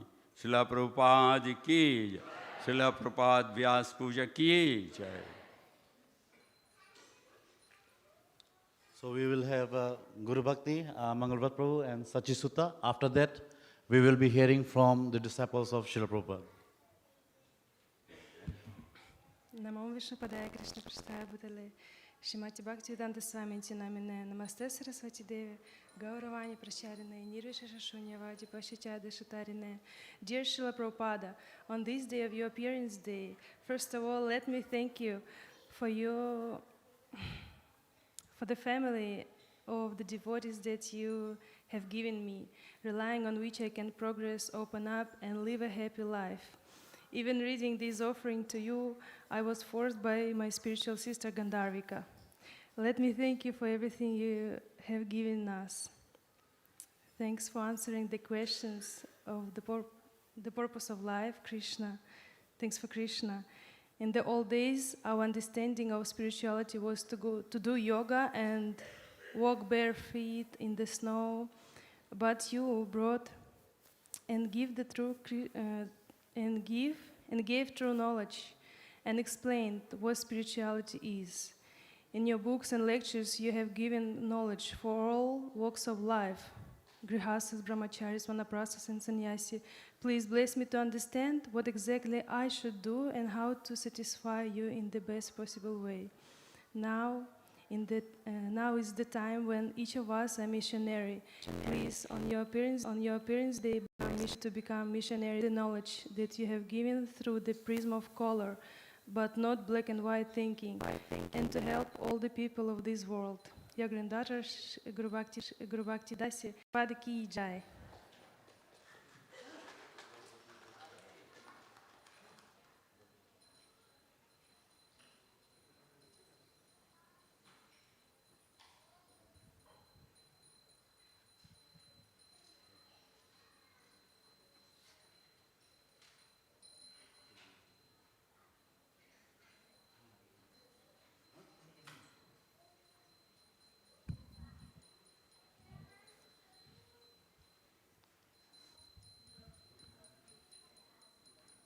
Om Jnanatimirandasya Jnana Jana Shalakaya Chakshurena Militam Tasmai Shri Guruve Namaha Tasmai Shri Guruve Namaha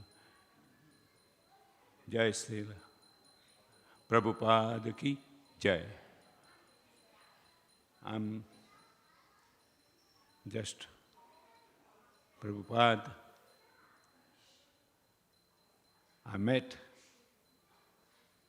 in 1972 in Fiji. Natumba school was there. And some books. I just had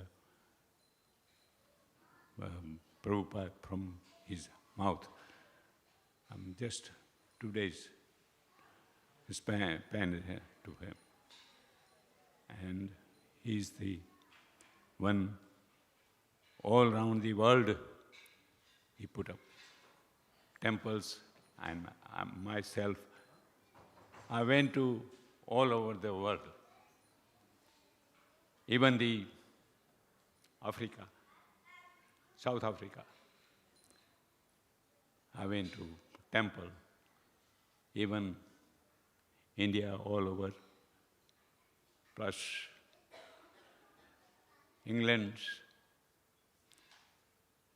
UK and Canada, even though all the places in India, I went to Prabhupada's temple myself.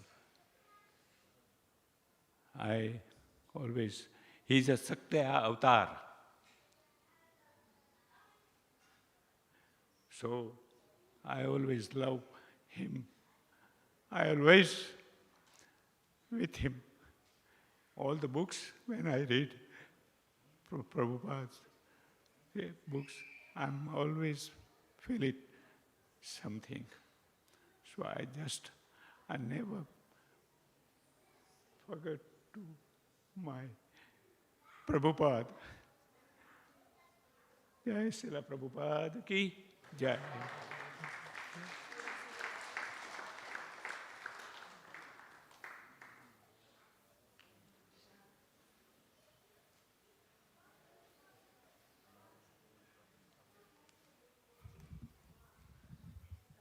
Nama Om Vishnu Padaya Krishna Prasthaya Bhutale Srimati Bhaktivedanta Swami Niti Namani. To all the Vaishnavas present, please accept my humble obeisances. Dear Srila Prabhupada, first of all, thank you for touching my life through your books, namely Srimad Bhagavad Gita, Srimad Bhagavatam, and Sri Chaitanya Charitamrita. I am very certain that without your books, my life would be very, very different.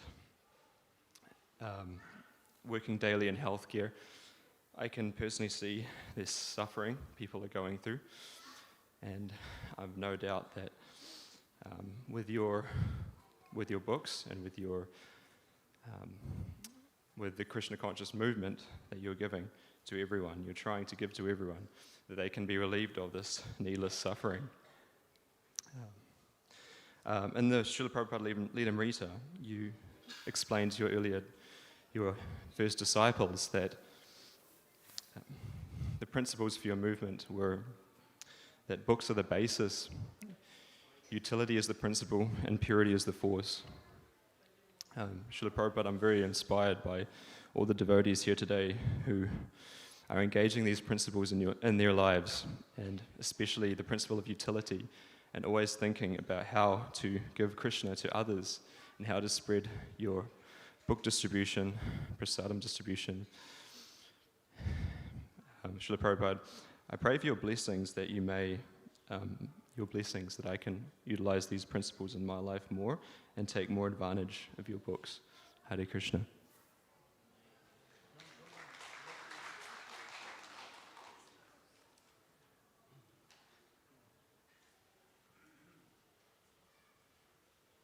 Jai Jai Srila Prabhupada. Dear Srila Prabhupada, as we sit here today amongst so many devotees, and at midnight last night with 1,000 devotees, it is almost inconceivable that when you stepped off the Jaladuta, there was no devotee there to greet you, no one to drive you to the temple, no temple. In the beginning, there was only you. ISKCON started with just one devotee, your divine grace. By the potency of Sri Krishna, all the universe we can see has manifested with all the planetary systems filled with all the variegated life forms. Similarly, by the potency of Srila Prabhupada, who, situated on the very highest level of pure confidential service to Sri Krishna, has manifested everything we hold so dear. Our worldwide ISKCON, filled with the association of so many wonderful devotees, filled with so many wonderful temples with beautiful deities. This morning in my home, there was a happy moment as the first marigold of the coming spring season opened, giving us the joy of soon having many marigolds to offer in worship. Similarly, Srila Prabhupada sits here on his beautifully designed lotus flower asana. As with our marigold, the lotus slowly opens and becomes wider, fuller, and more beautiful In this way, Srila Prabhupada is that lotus.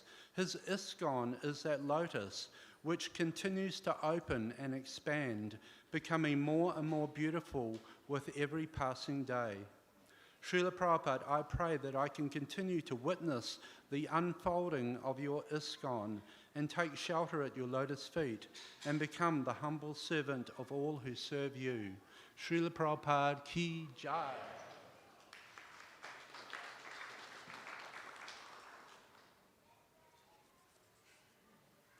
So now we'll be requesting His Grace Jai Srila Prabhu and Her Grace Urmila Mataji to come forward to say their homages. Then we'll have Maharaj and then Kalaswami Prabhu. So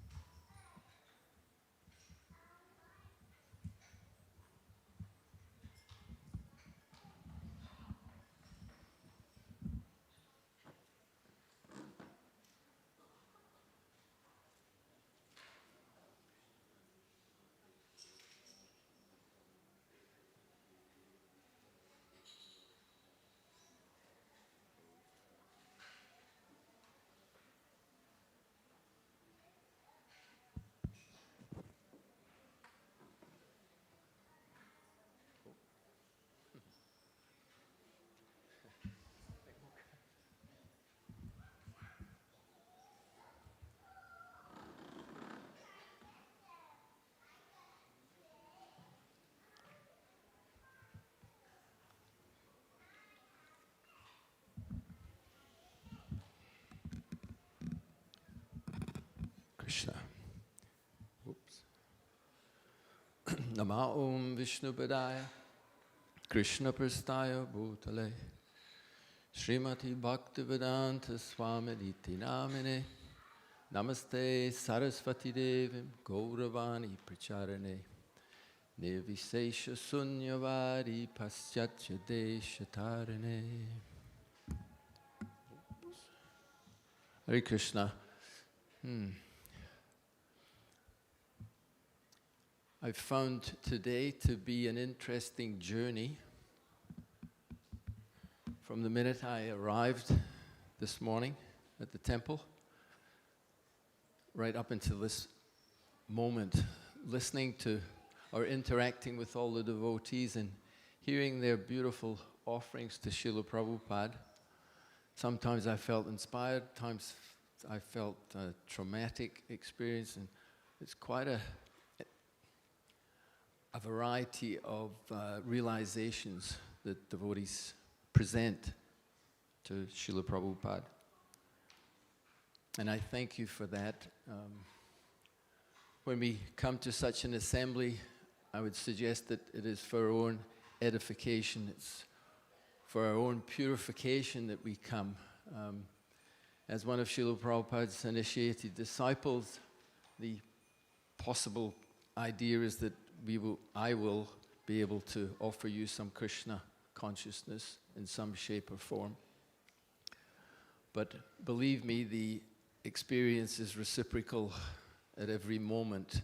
And so I'll maybe try and address that point a little bit in what I have to say.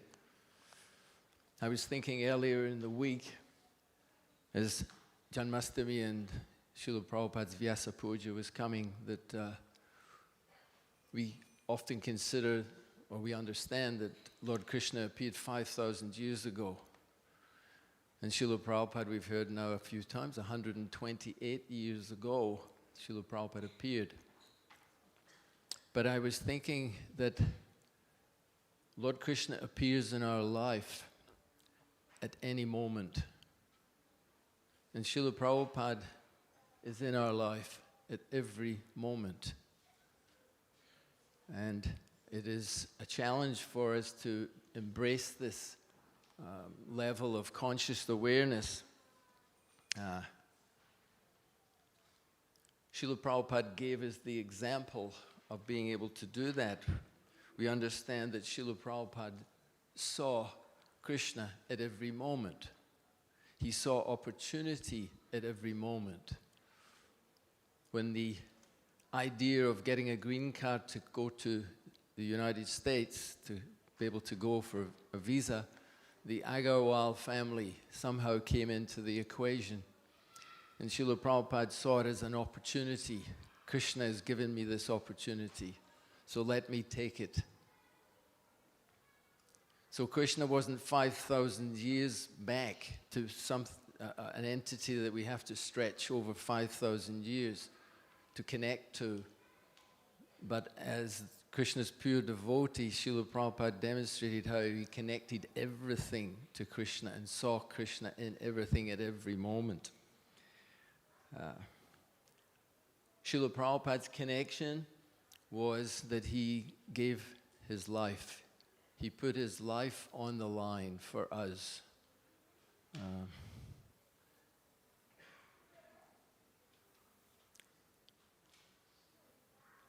We have heard a little bit earlier, so I won't go into so many details, but he had to face so many challenges. Even in India, before coming, Srila Prabhupada said he was disgusted with India. They have given me nothing but problems. I was trying so hard to distribute this Krishna consciousness, but no support. And then when he went to the West, he had to live, as we heard, on the Bowery. He had conflict with his different followers right from the beginning. If you read all the letters, this one couldn't get on with that one, and this one was upset with that one. And Srila Prabhupada had to deal with it all, even in those very early days. So he had so many challenges, no support for his mission from his god brothers, which he was very hopeful of gaining. He had to accept, after Dr. Mishra's ashram, it was too constricting. Srila Prabhupada didn't get the opportunity to preach the way he wanted, so he had to accept a room with no windows. Srila Prabhupada lived in a room with no windows. How foreign was that to Srila Prabhupada? And no bathing facilities. But he was on a mission. And then he got an upgrade and was transferred to a hippie loft to share a loft with a drug-crazed young man who eventually became violent, and Srila Prabhupada had to leave. And when he left, there was nowhere to go. He had nowhere else to go. Mukunda Maharaj came to the rescue, and we know the rest of the Lilamrita like that. So Srila Prabhupada had faith. He had complete faith. And as we read the Bhagavatam, we pick up this mood that our faith is so important. Ado Shraddha, the whole process of devotional service begins with faith. It's not a blind faith, it's a reasonable faith. And that faith has to mature till we come to the platform of Nishta. We go from Adoshara, Bhajana Kriya, Anartha Vritti. We get the Anartha Vritti. But we must go further than that, across the desert-like Anartha Vritti. And we sometimes think, well, this is Krishna consciousness. Is that struggle to try to be Krishna conscious. Yes, it is, but at the same time, it's not the highest level of Krishna consciousness. So Bhagavatam gives us guidance. Srila Prabhupada's translation and presentation of Bhagavatam gives us this guidance, that beyond Anartha Vritti, there is Nishta, where one is steady in devotional service. And then one goes forward to Bhava and Prema.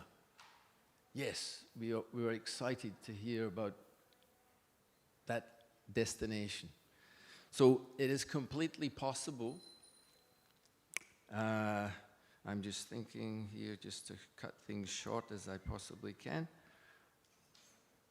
Yasyadeve parabhaktir yasyadeve tathagaro tasyaite katitaryata prakashanti mahatmanaha.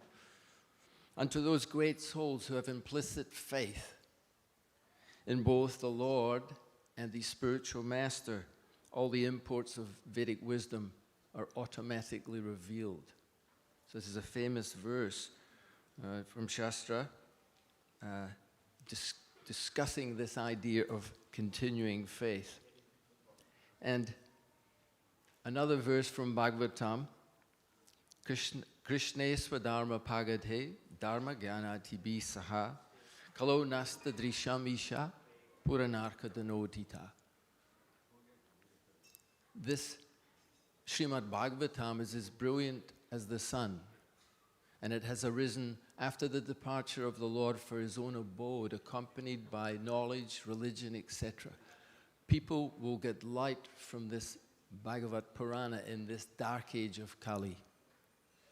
So, faith, and I'm going to make this statement of turning on the light. Tamasi mai jyotirgama. Come from the darkness to the light. So Krishna can appear and has appeared to all of us at some stage, otherwise we won't be sitting here in this assembly. Srila Prabhupada appeared to us through his books mainly, or through his personal presence, and turned on the light. And Maya's business, Maya's energy turns off the light, and we have to switch the light on, and she turns it back off, and off it goes. So we have to keep the light on, and to do whatever it takes to keep that light shining in our lives. It might be farming projects, looking after cows, growing food, to show the example to the world that Prabhupada wanted, that we were a practical alternative to modern civilization, that we actually could do this and give people shelter. So that is an amazing desire of Srila Prabhupada.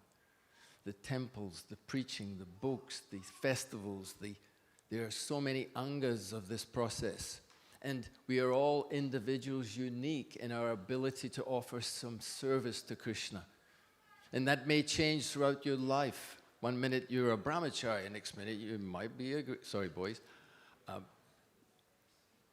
you may become a grihasta.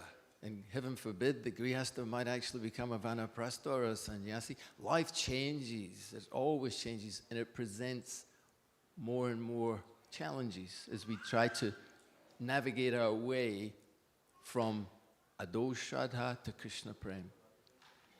So Srila Prabhupada has given us everything, and he emphasizes this purport after purport after purport. Wherever we look in the Bhagavatam, and I'll just read just a little short part of Srila Prabhupada's purport to this famous verse at this time of year. Janma karma chame devyam evam yovati tatvata chaktvadeha purna janma naiti mamiti suarjana. One who understands the transcendental nature of my appearance and activities does not, upon leaving this body, take his birth again, but attains my eternal abode. Krishna's promise to us. And guess what? Srila Prabhupada wanted to deliver that message to us, that if we have this faith, and he says in the purport to that verse, 4.9, Bhagavad Gita, just one small part of a very beautiful purport. The one Supreme Personality of Godhead is eternally engaged in many, many transcendental forms in relationship with his unalloyed devotees. This Vedic version is confirmed in this verse of the Gita personally by the Lord. He accepts this truth on the strength of the authority of the Vedas and the Supreme Personality, and who does not waste time in philosophical speculations, attains the highest perfectional stage of Krishna consciousness. Simply by accepting this truth on faith, one can, without a doubt, attain liberation. So this is the emphatic request of Srila Prabhupada for us to come from the darkness to the light, to keep the light on, to allow that light to shine wherever we are in devotional life, and for it to take us beyond speculative ideas, fruitive activities, mystic yoga, whatever processes. And that will guarantee, based on this faith, without a doubt. So Srila Prabhupada, we, on this most auspicious day, crawl to your lotus feet and ask you to bestow upon us a fragment of that faith so that we can actually do something to fulfill your mission to please the Vaishnava Parampara, Lord Chaitanya. Srila Prabhupada ki jai. Hare Krishna. Hare Krishna.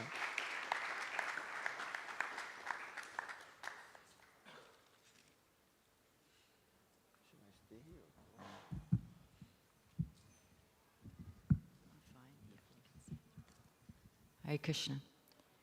Nama Om Vishnu Padaya Krishna Prastaya Bhutale Srimati Bhaktivedanta Swaminiti Namane Namaste Saraswati Devam Gauravani Pacharane Nevasesha Sunyavadi Paskataya Deshatane. My dear Srila Prabhupada, recently my husband and I have been absorbing your many letters to your disciples, starting from the very early days of 1966. At first we were thinking, we'd skip ahead because we thought the really early ones might not be as interesting. But we thought, no, we'll start from the beginning and keep going, and it was amazing. This has given us both a deep appreciation of the energy, commitment, determination, and compassion that you displayed in starting and spreading your glorious mission. Although we know that there is always a time, a place, and a context in every correspondence. You have to be careful sometimes when quoting letters because there's always some kind of context. We found these letters are a rich goldmine full of relevant and practical instructions for us all. We have learned so much more about your mood and your mission just by diving into the nectar of these divine exchanges. In August 1966, you were writing to your godbrothers about the wonderful preaching field waiting in America, hoping that they would be inspired to join you. In one letter to Madhava Maharaj, you described, I am asking people here to practice Krishna consciousness through music, dance, philosophy, science, religion, and distribution of prasadam.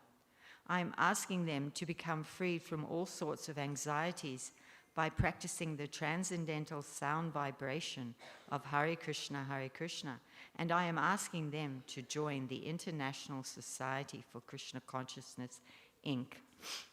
One thing we also noted in your correspondence was how kind, encouraging, and merciful you were to your fledgling but enthusiastic disciples. You answered all their questions, you encouraged every act of devotion, and you gave a myriad of instructions on how they could further their advancement. One such example is in a letter to Jayananda, September 67. Quote, in San Francisco, while you were driving your car and I was sitting by you, hearing your transcendental vibration, this very sincere attempt has enriched your consciousness, and my only instruction is that you may constantly do this habit without fail. Then there were the problems that you also had to deal with, and there were many. You never shirked from giving potent instructions on how to solve problems that arose.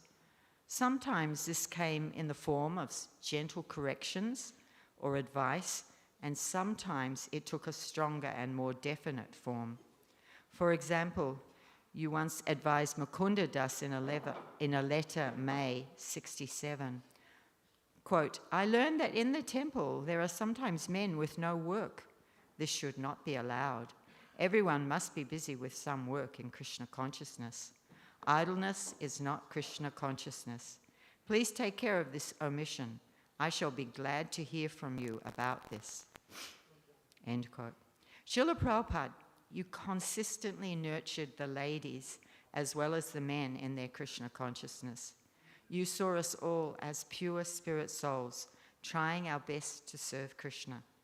In one letter to Kanchanabala in January 68, you encouraged her. My sincere blessings are for you for your nice prosecution of Krishna consciousness. Whatever you are doing at the present moment is approved by me, and I think on account of your becoming a sincere soul, that Krishna is dictating from within, and you are doing things so nicely. As well as these, there were also lots of practical advice you gave on things such as health, well-being, and social dilemmas. You even signed your letters, "I hope this meets you in good health." When you found out that Jadharani was working very hard but not taking proper care of her health, you hand-wrote a sign in the kitchen that read, "Health is number 1, chanting number 2, service is number 3, and then comes reading, in that order." End quote. You also gave a very simple prescription for keeping our good health once in a letter to your disciple Kumodaki Dasi. Quote, "Because this body belongs to Krishna and we are using it in his service, it should be kept in good working order. A little dal, a little rice, some vegetable, and a few chapatis is a substantial diet, along with a little fruit and milk." Then Prabhupada got quite specific. 2 cups of milk a day is sufficient.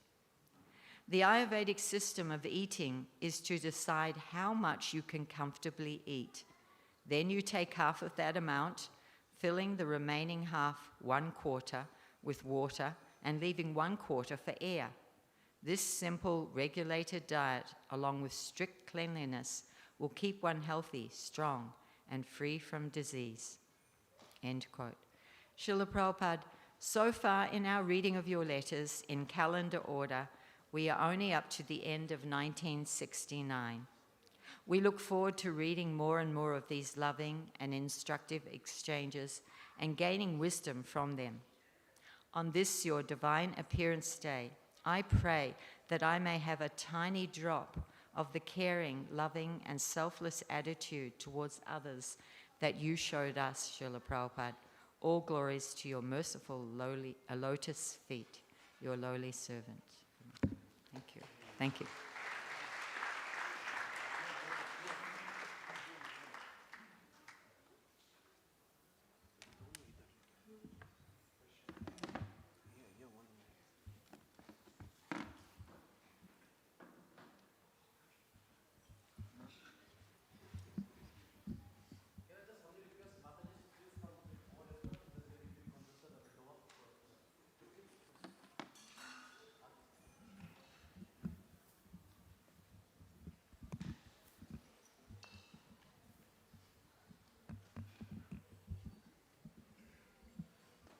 Hare Krishna.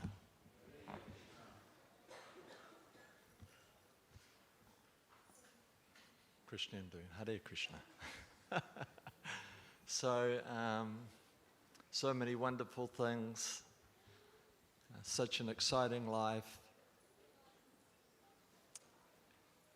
We experience when someone loves someone, they dance in the rain.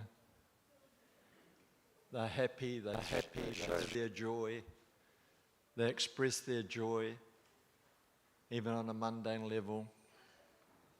So we have the amazing opportunity in this lifetime to go back to Godhead.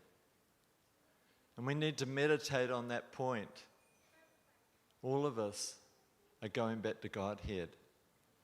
So we all should be singing in the rain, dancing, joyful.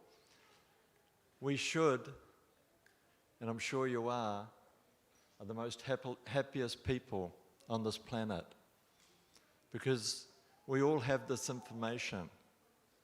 In depth meditation, everything we need, we have no excuse.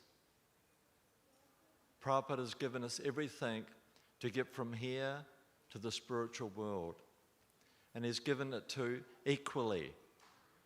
Chaitanya Mahaprabhu, when he appeared, he spread the holy name equally, telling the citizens, take this holy name. So Lord Chaitanya himself, he glorifies the Sankirtan movement. All glories to the Sri Krishna Sankirtan, which cleanses the heart of all the dust accumulated for years and extinguishes the fire of conditioned life for repeated birth and death. This Sankirtan movement is the prime benediction for humanity at large because it spreads the rays of the benediction moon.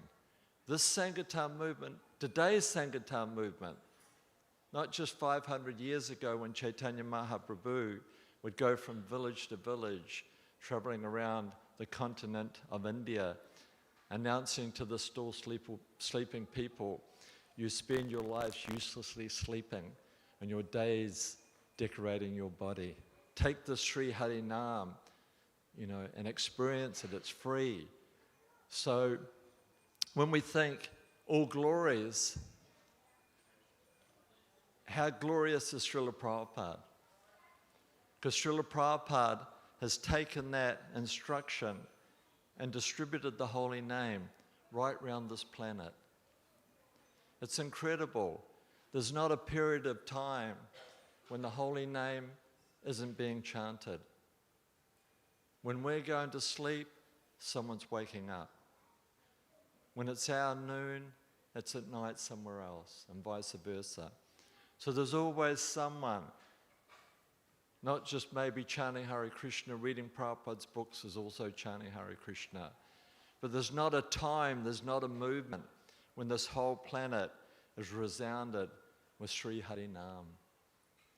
So it's so wonderful that Srila Prabhupada has done this. It's an incredible achievement to actually go to these countries. I think in China they don't even have a word for Krishna. Where's our Chinese devotee? China, Russia, Ukraine, Australia, New Zealand, Fiji, so many different types of living entities. So to explain, out of the 8,400,000, 400,000 are humans. And what does that mean? Consciousness. But Srila Prabhupada, taking the instruction from a spiritual master, Srila Bhaktisiddhanta, he's implanted, like we were explaining, he carries the seed of bhakti. He carries the mood of Brindavan. And just like Krishna Lord Chaitanya was considered to be a gardener, planting the seed of bhakti. So Srila Prabhupada, he's taken that seed to every continent, to every country, man, woman, child, tree, birds, whoever has this opportunity to hear Nam Sankirtan. Reflecting on the old days when we used to have the Sunday feast at Gribblehurst Road, when we had the leftover containers of prasad, like this, we'd have leftovers. We would go to, what's that beach we go to? Mission Bay. And we would take these buckets and swim out to the sea. Why? Give mercy to the aquatic. You do it now, you're arrested. You can't do anything. If we had leftovers, we'd find a tree, the oldest tree, pour it over the tree. One day we went to the reservoir, and it's just there on Kranghappy Road, the water reservoir.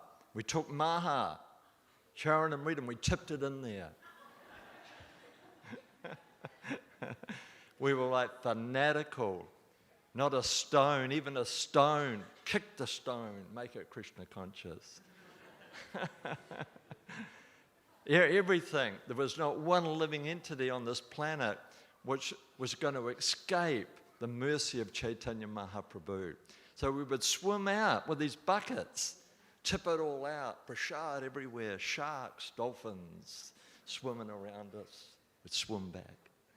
And that was every Sunday.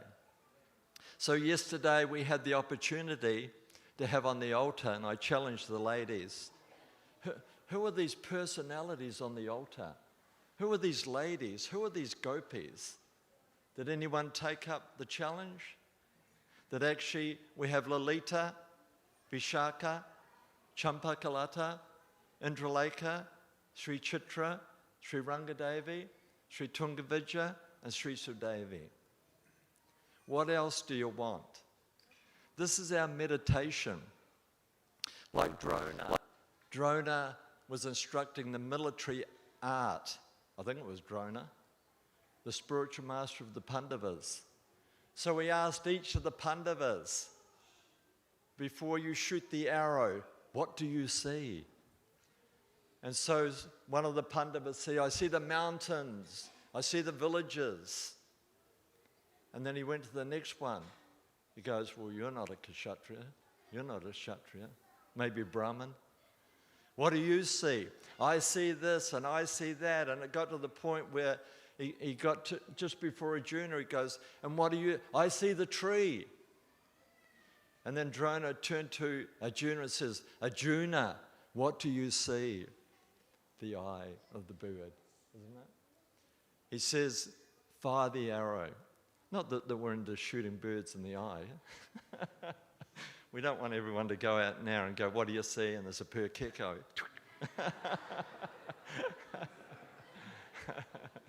But the mood is to become one-pointed. That's the lesson, because Arjuna is my dear friend, even though he doesn't know me. Arjuna is one of my heroes. To me, if anything's going wrong, I meditate on Arjuna. And if anything's going right, I also meditate on Arjuna. Arjuna is such an incredible personality. Actually, it's stated that Krishna would come into Arjuna's room when he was sleeping, and his whole body was chanting Nam Sankirtan. His whole body, and Krishna would just sit there and listen to his whole body chanting the holy names of the Lord. So when Arjuna was with Krishna, you hear these stories and you're going, did they mix it up? How does this relate to actually Krishna taking care of you?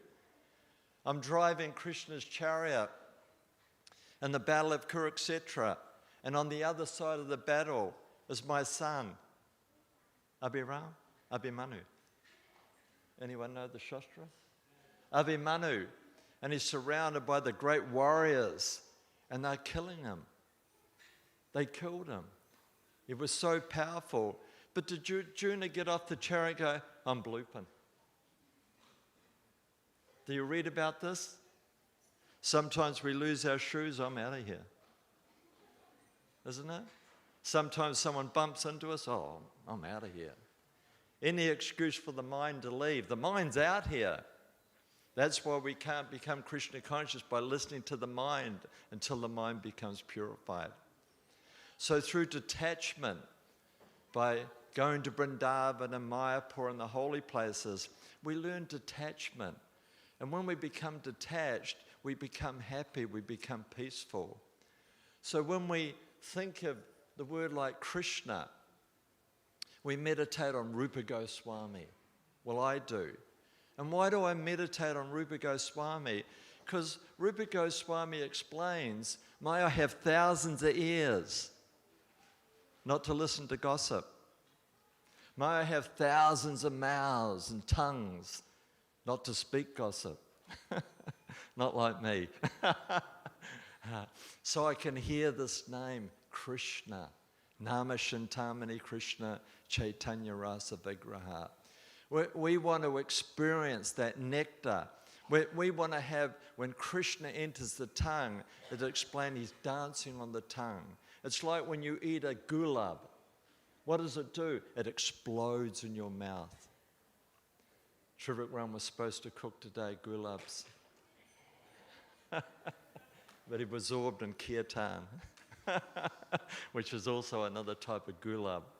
So when we think of Krishna, we think of Rupa Goswami, we think of Nama Shintamani, and we're praying, let that name Krishna explode in our mouth. Boomba! Once some guests came to Srila Prabhupada's room. He says, give them gulab, give them rasgulla. Elder gentleman put it in his pocket. Didn't know what to do with it. Put it in his pocket. I tell the kids sometimes when they've got leftover prashad, put it in your pocket. The mother goes, hey, cut it out, Carla. So it's like if you go on Google and you enter nectar, it's considered, the gods, the nectar of the gods, the nectar of honey. So we have drink the pure nectar, Bhaktivinoda Thakur. Drink the pure nectar of the holy name. There's nothing but the name within the 14 worlds. It has filled the soul of Chaitanya Mahaprabhu. We have nectar of devotion. We have nectar of instruction. And Chaitanya Mahaprabhu also talks about nectar. We also say, drink the nectar. It's nectar. It's nectar. Me and Dharma, we meet each other. Sometimes it's apparently not nectar. Where we say it's different types of nectar, but it's all nectar in relationship to the Supreme Personality of Godhead. So just like Arjuna, when he saw the bird and he saw the eye, we need to become focused. It should be like a magnet. A magnet attracts metal. We should become magnetized, that we're actually getting sucked or drawn back to the spiritual world. So when we see Lalita and Vishaka, Champakalata, Indraleka, what do we think about? One situation is we think about Radha Kund. And Radha Kund is like a lotus. And each four corners of Radha Kund is different jewelins made out of different trees. And there is a sitting place made out of jewels where Radha and Krishna sit.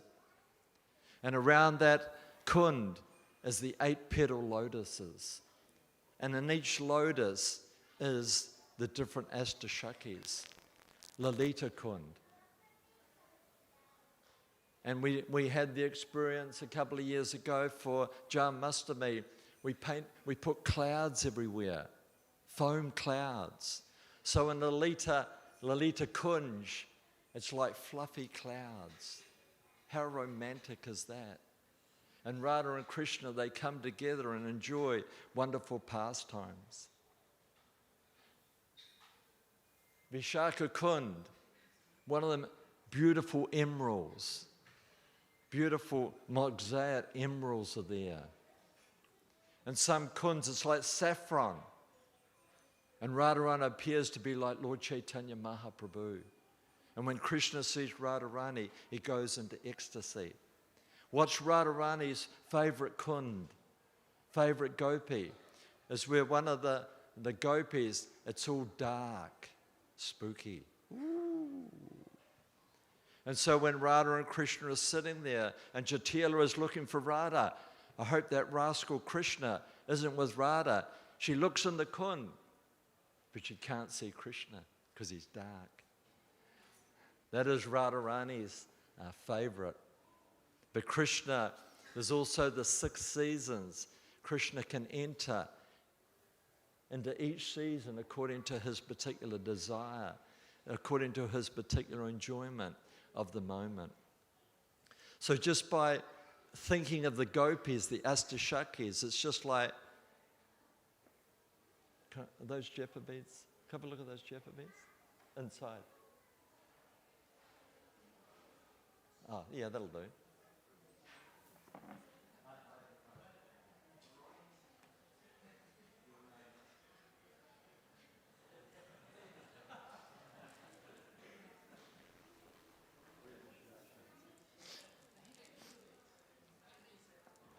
Well, I'm his disciple in here. So you have 108 gopis. You have this little bit of tingle here. You have 8 gopis. Lalita, Vishaka, Champakalata, Indraleta, Sri Chitra, Sri Rangadevi, Sri Sudevi, Sri Radha. So the great sages, when they're absorbed in chanting japa, Hare Krishna, Krishna Krishna, Hare Hare, Hare Rama, Rama Rama, Hare Hare, going into ecstasy, they come to that point and they meditate on these pastimes. They meditate on the Ashtashakis because they're peaceful. Peaceful in mind, peaceful in nature. So, we should be dancing in the rain, dancing on the ceiling. We should be shouting out to everyone. Was it Rupa Goswami who was told not to give people the Gayatri mantra? Who was that? Ramanuja. Ramanuja was told by his guru, I'm giving you this Brahman mantra. You can't tell anybody. Why not? It's the most precious. So what did and this is not a good example for disciples, is it? So what did Ramanuja do? He called all the people. You can go to that place where he called all the people and he chanted the Gayatri. And then his guru found out, why did you do this for? If it's such a precious mantra, if it gives so much ecstasy, so much bliss, why shouldn't I? Actually, his guru was very happy.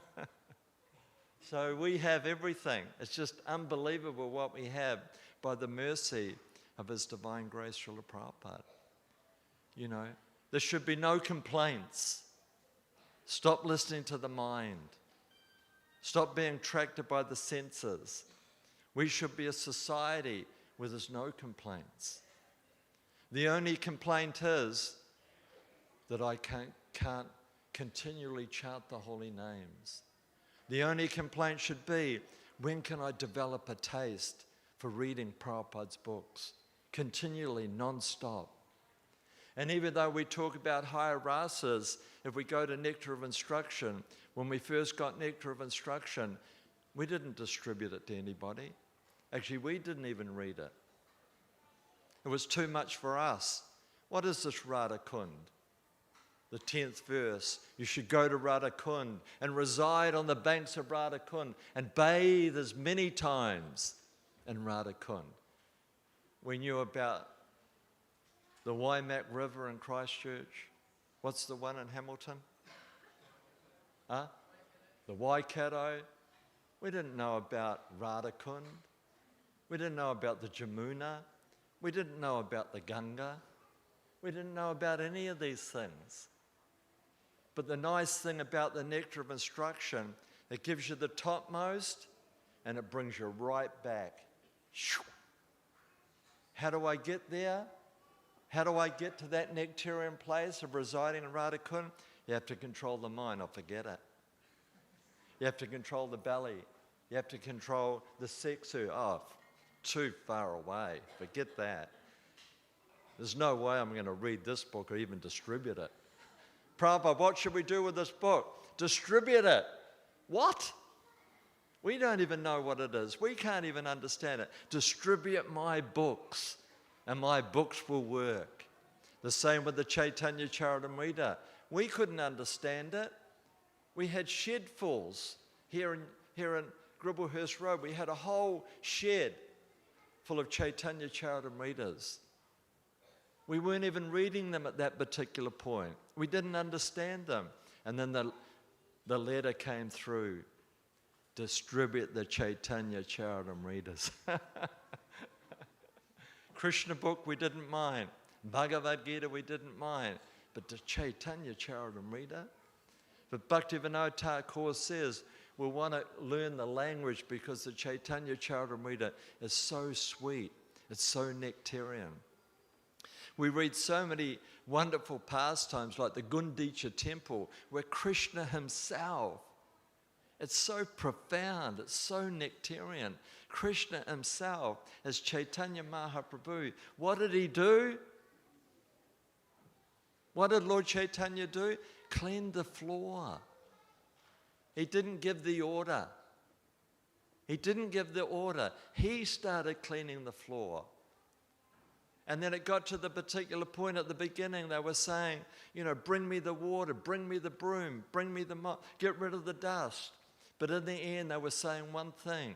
What were they saying? You're the only one that's read it. No, not Hari. They were saying, Krishna, and everyone knew what to do. Lord Chaitanya would say just Krishna. But the most profound and amazing thing is that Lord Chaitanya did so-called menial service. He came here to show us how a devotee should act. That's the nectar of the Chaitanya. How should I act? Read the Chaitanya Charitamrita. But don't go jumping like monkey, Rasa Leela. No, there'll be contamination. If we go now to the banks of Radhakund, we'll become contaminated unless we're pure. I took a vow once. Prabhupada said, I've given you Krishna book. So I was reading Krishna book. Oh, Krishna lifted the hill. You know, Krishna killed the demon. Krishna did this. And I was going, come on, give us a break. These things didn't really work. There's no way this little guy, person, Krishna, who's how big? He's about 5'8". Radharani is a little shorter. He's about 5'8". I asked once, how big is Krishna? And it was Ayendra says, the perfect size. So how is it this personality with Balaram can pick up a whole donkey? And these donkeys weren't donkeys this big. Their heads would touch the clouds. Look out the window. Look how high the clouds are. And the donkeys were huge, running at them. And Krishna and Balaram just pick them out and go, wow, whoop. And they would fly through the sky and land in the trees. How big were these trees? I used to think, how can I understand this? Kiwi boy, rugby, racing and beer. Still doing it. Just don't tell anyone. So I took a vow that every day I'll miss out prasadam. I was head pujari then. Every day I'll miss out prasad and I'll read the Bhagavatam. Every day. So I read the first canto, the second canto. Well, of course, it's pretty obvious. I read them in the way they were supposed to be read. But anyway, I'm just repeating for you who can't count. The fifth canto, the sixth canto. And each canto I moved through, I was thinking, this Krishna is wonderful. This Krishna that Prabhupada has given us is incredible. And then by the time I got to the seventh and eighth canto, you leave this planet. There's interrelation, there's fighting with other planets. Devotees and demons, they're fighting like this. And then you move to the ninth canto, and Lord Ram appears. And there's another battle. But this is exciting for the devotee. We like to go to the Lord of the Rings. I like to watch the movies, you know, to get at some excitement. Wow, Lord, wow. So you're reading through, but in reading through, you're becoming more purified and more purified and more purified. So at the beginning, we're not understanding. But then you get to the 10th canto, and Krishna lifts a hill, and you go, small time. He's small time, isn't he? Hey, Krishna? He lifts what's a hill? You can go to Mount Albert, there's a mountain, there's a hill. We can't even lift a rock. So how can we understand that Krishna on his little finger can lift a whole mountain? And Govardhan's huge. We walk around Govardhan. It's 5 hours to walk around Govardhan. Huge mountain. And it was even bigger then by a few mustard seeds. But anyhow, Krishna lifts it up. And what does everyone say? Wonderful Krishna. How is it impossible for Krishna to lift a mountain when this planet's floating? This planet we're sitting on, how come we're not upside down? People think, oh, you Kiwis, you walk upside down. Not going there. How is it possible? And it's small time for Krishna. He's not even, this is, Mahavishnu does this. Krishna's off playing golf. He's down at the beach surfing.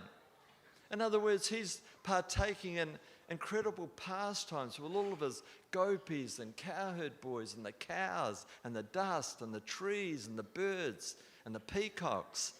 That's what Krishna's doing, and Mahavishnu is creating this sleeping in the causal ocean. How romantic is that? The causal ocean.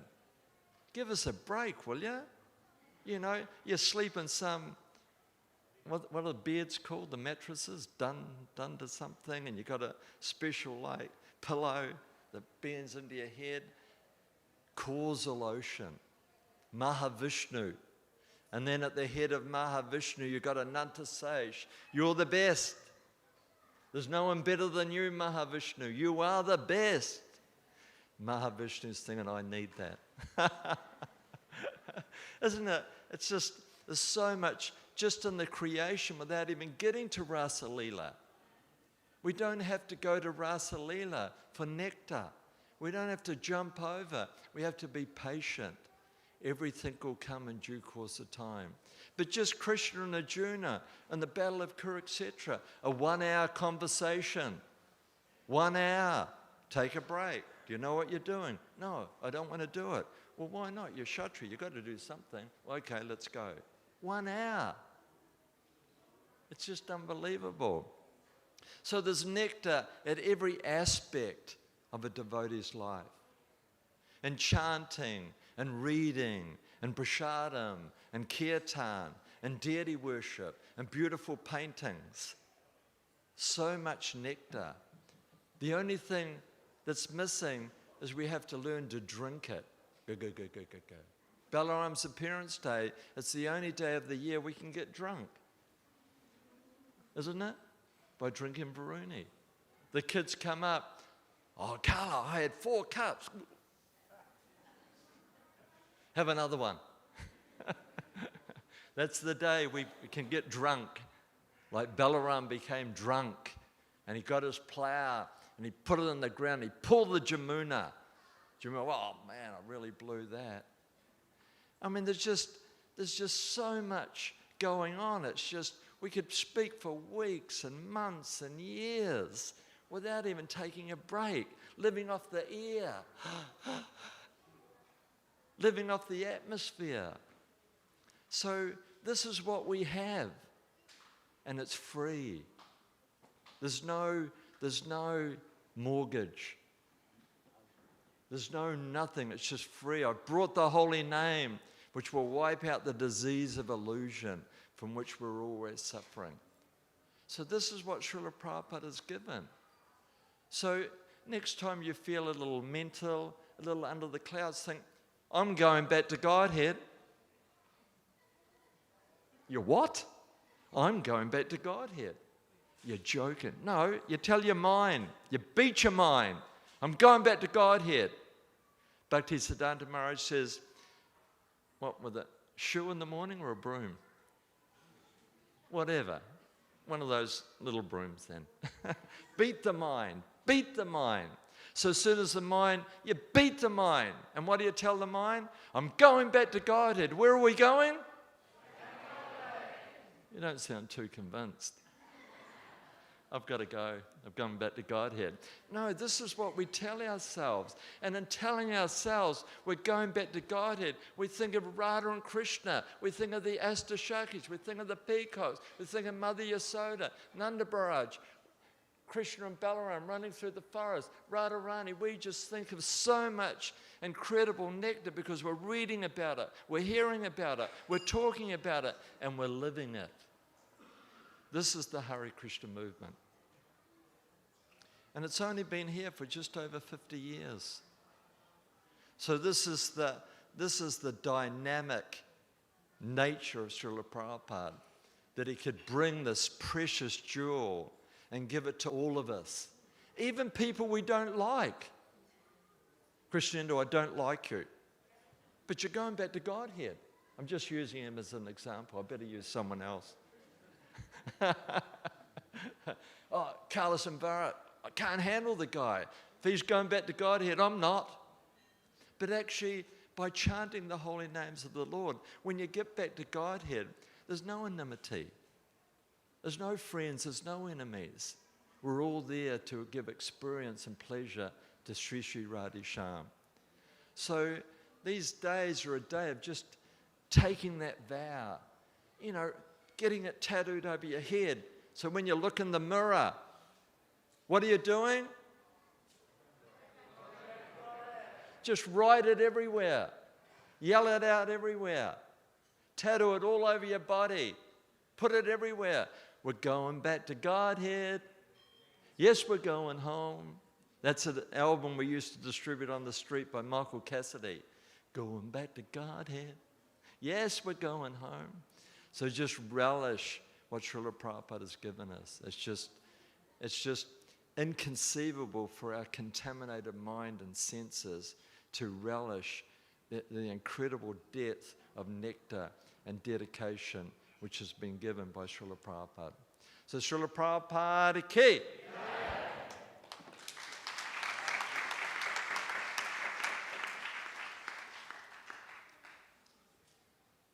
And finally, we'll have His Holiness the Mitra Swami Maharaj. After that, we'll have Pushpanjali, Aarti, and then your Prasad.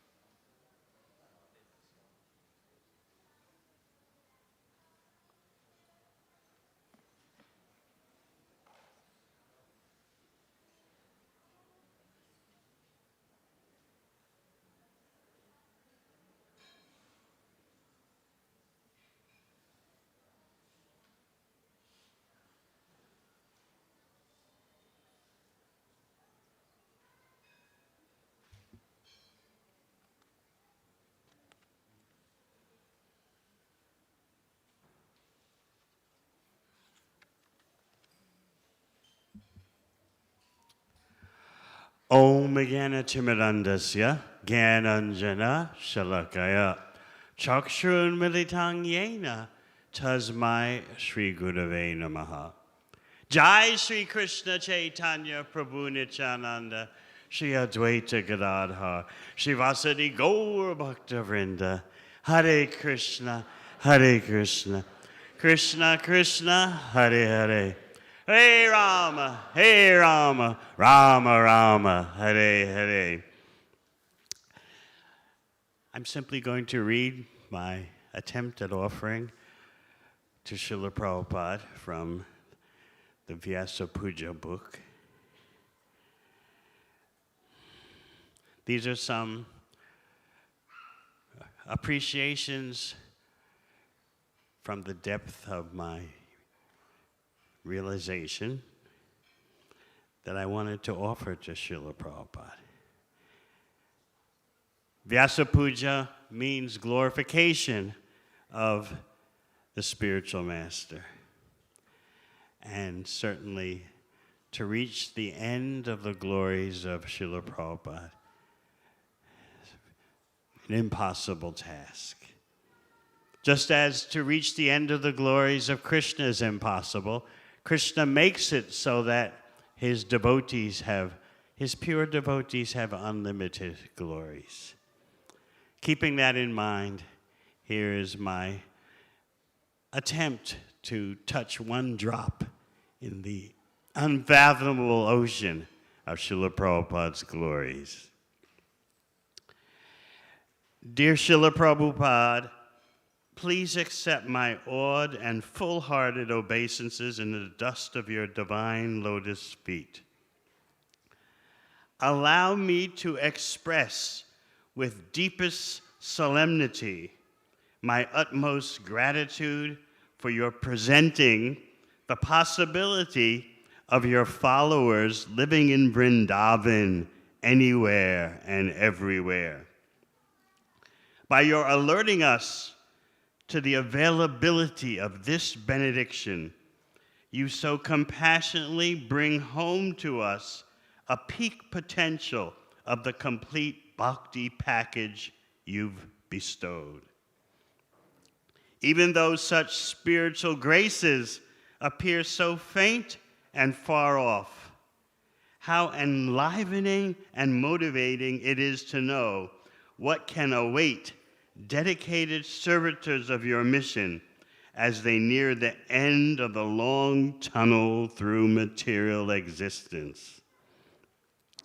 In a Bhagavad Gita class given on June 25th, 1974, in Melbourne, Australia, you triumphantly declared, "And as soon as you offer yourself to be enjoyed by Krishna as servant, according to his order you serve, then immediately you're in the spiritual world."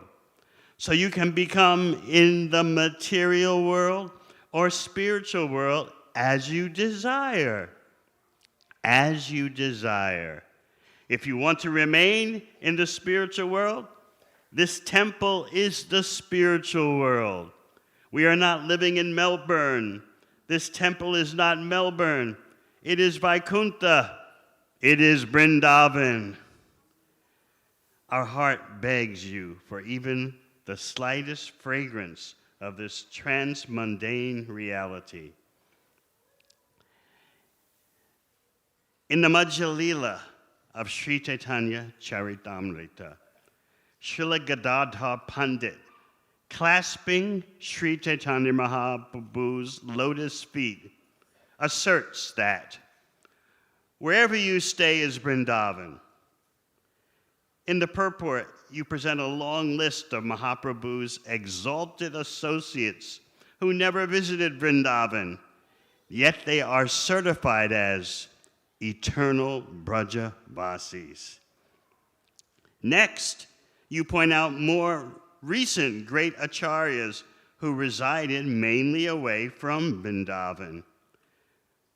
You say, Srila Narottam Das Thakur, Srinivas Acharya, Srila Jagannath Das Babaji Maharaj, Sri Bhagavan Das Babaji Maharaj, Srila Gaur Kishore Das Babaji Maharaj, and later Srila Bhaktivinoda Thakur of Calcutta, always engaged in Nam Bhajan, and certainly did not live anywhere but Brindavan. What follows always astonishes me. In the same purport, you extend such a possibility even to your followers serving in metropolises, Kali Yuga fortresses all over the globe. They can also live in Brindavan consciousness, no matter their locale or where they serve. You write, presently, the members of the Hare Krishna movement throughout the world live in materially opulent cities such as London, New York, Los Angeles, Paris, Moscow, Zurich, Stockholm, Auckland. I just added that. However, we are satisfied with following in the footsteps of Srila Bhaktivinoda Thakur and other acharyas, because we live in the temples of Radha Krishna and continuously hold Harinam Sankirtan, the chanting of Hare Krishna. We consequently live in Brindavan and nowhere else. When will the qualification for that day of realization be mine? Only by your mercy would I even merely know about this opportunity. Only by your favor can I strive for just a glimpse of it. And only by your permission can there be any hope of the slightest attainment. Your aspiring servant, Devamrita Swami.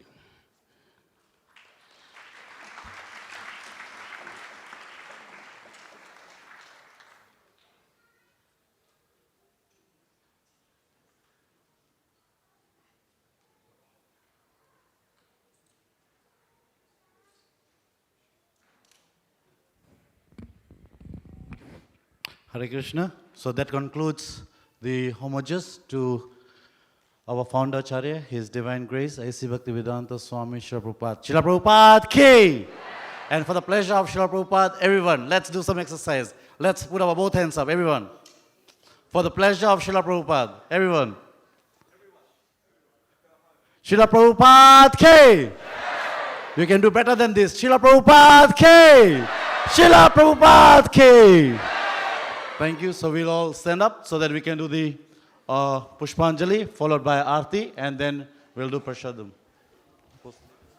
Who's leading? Who's leading? Who's Aarti? No, we're having Pushpanjali. Oh, George. Okay. I'm just going to say the Yeah. mantra. And Maharaj leads the kirtan? Yeah, okay.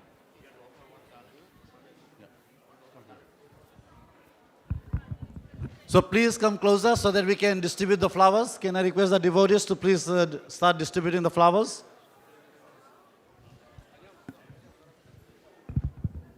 Okay, and we'll go. We just once through, and then three. Yeah, like that.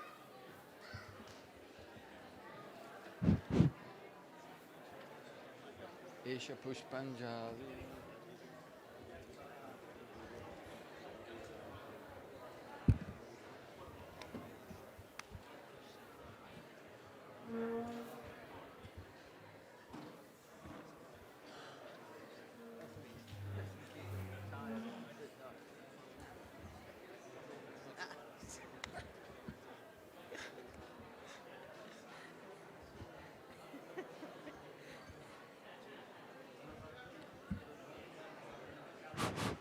Hare Krishna.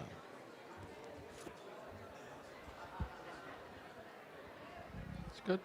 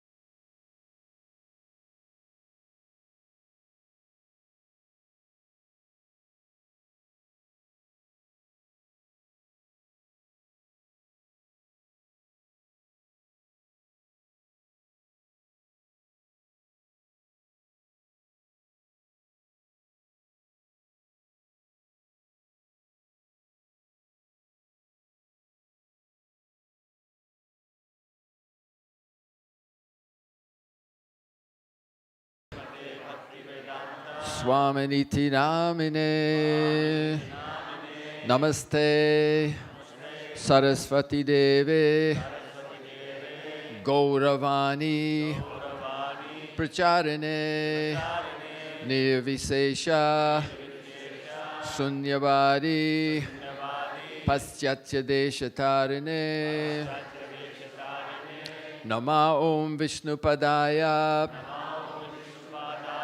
Krishna Prasthaya Bhutale Srimate Bhakti Siddhanta Saraswati Namine Sri Varshavanavi Devi Daitaya Kripabdaye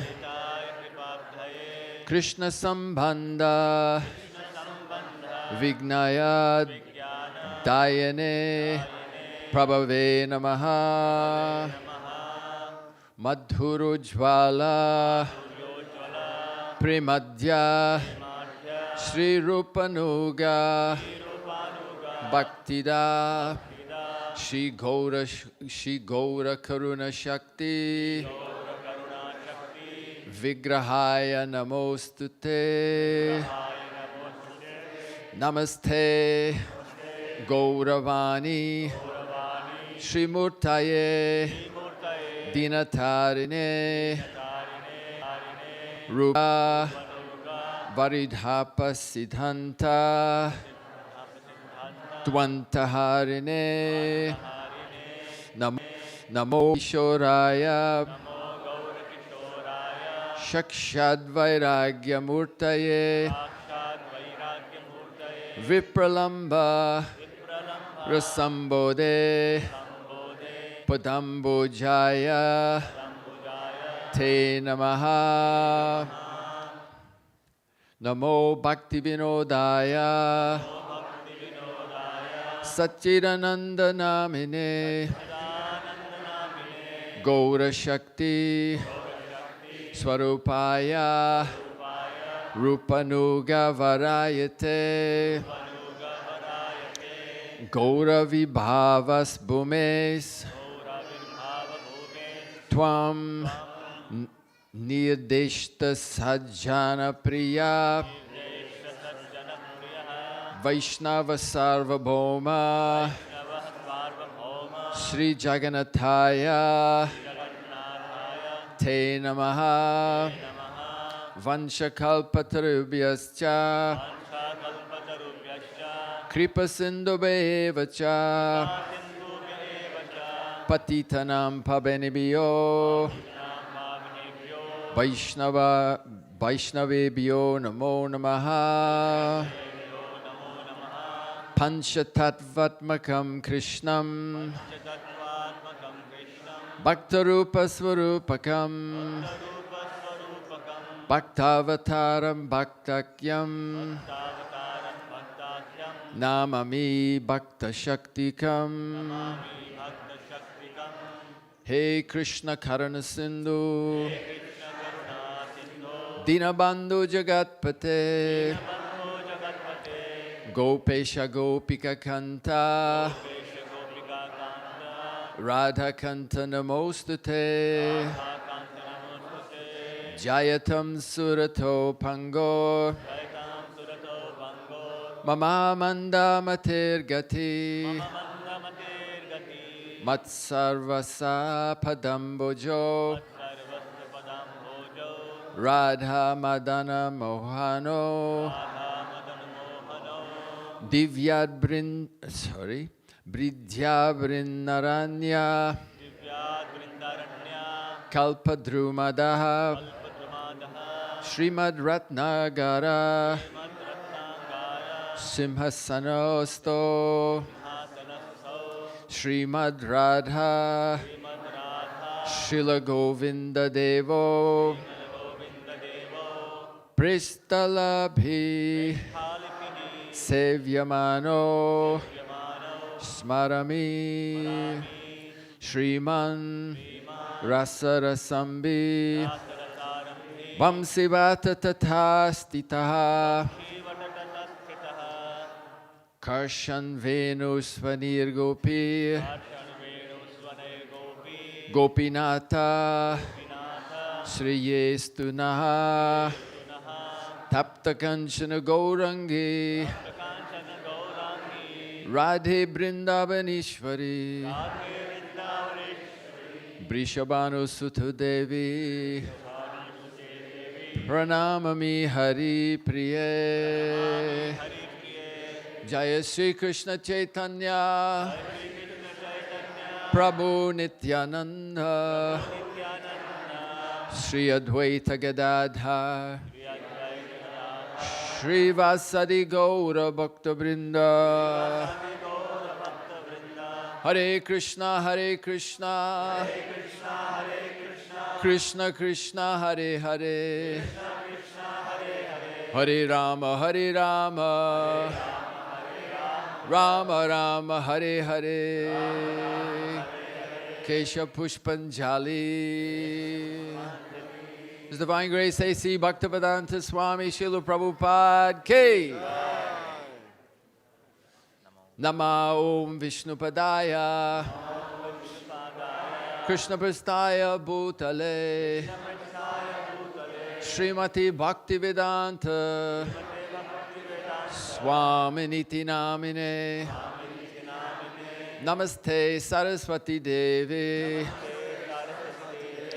Gauravani Pracharine Nirvishesha Sunyavadi Paschatya Deshatarine Esha Pushpanjali Srila Prabhupada Ki Jai Nama Om Vishnupadaya Krishna Prastaya Bhute Srimati Bhaktivedanta Swamini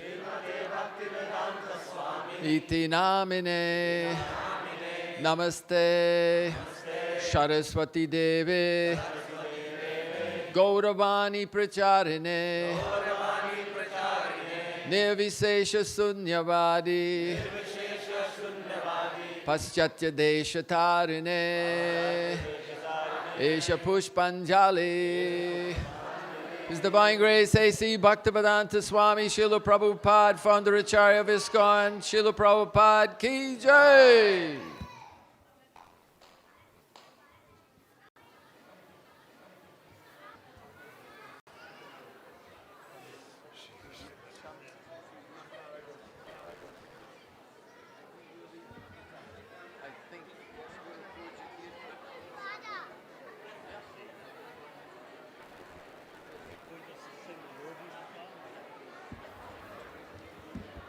Jaya Prabhupada, Prabhupada, Prabhupada, Jai Prabhupada.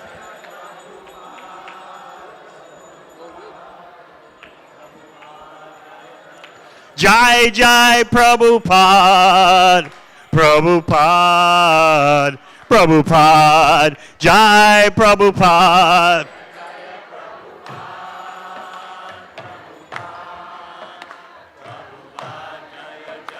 Jaya Prabhupada, Prabhupada, Prabhupada, Srila Prabhupada.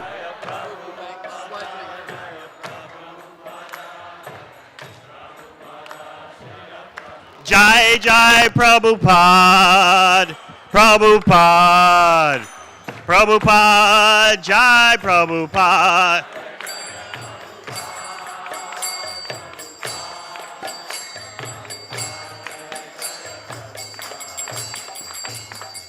Shri Guru Charana Padma Kevala Bhakati Sadma.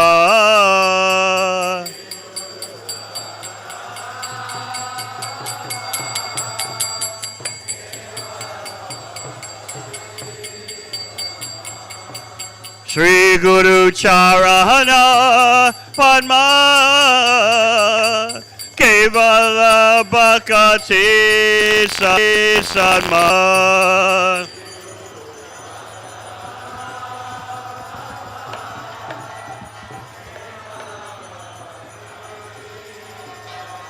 Bando mui savajana mate.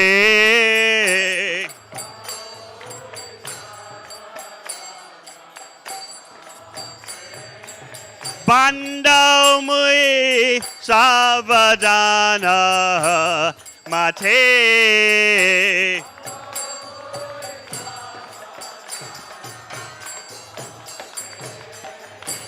Jahara pra shade bai hey baba choriya jai.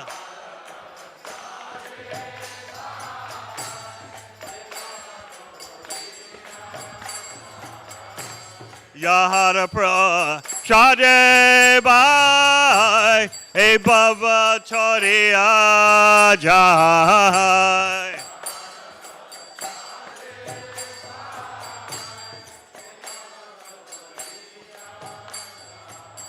Krishna prapti hoy, ya hoy, hey.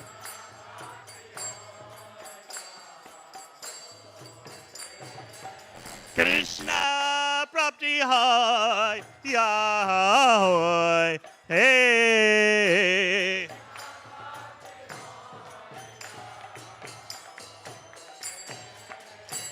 Guru Mukha Padma Vakya Chitete Korea Aikya.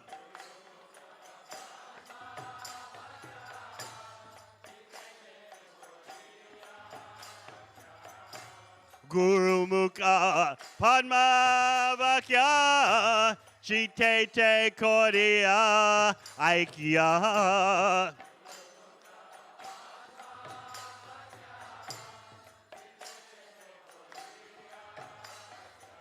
Arna Korea Mane Asha.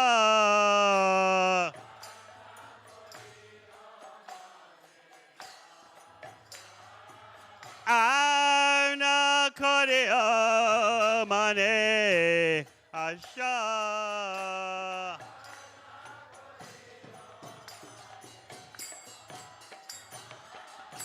Shri Guru Cha Rane Rati Eshe Utama Gati.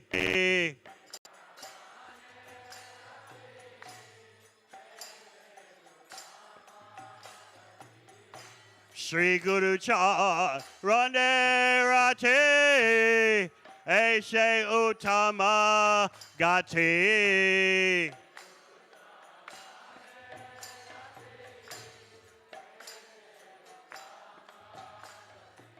Jai Prasade Pure Sarva Asha.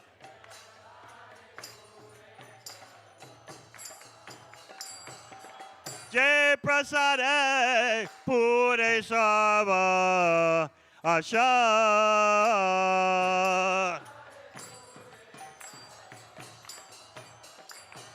Chakudan Dilo Jai Janme Janme Prabhu Shay. Chakudan Dilo Jai Janme Janme Prabhu Shay. Divya Gan Hriday Prakashito. Divya Gan Hriday Prakashito. Prem Bhakti Aite Abhijavina Sajate.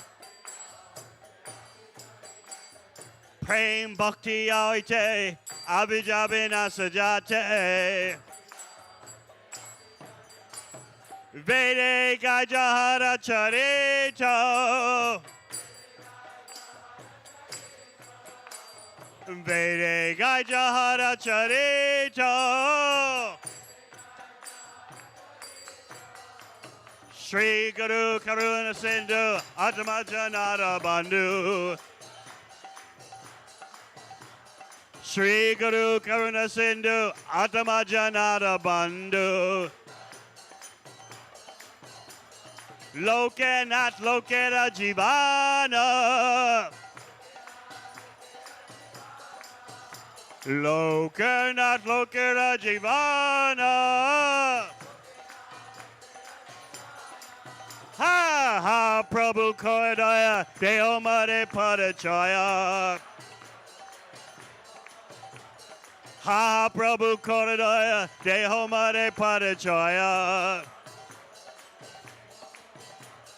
Ebe Jasku Sukchi Bhuvana. Ebe Jasku Sukchi Bhuvana.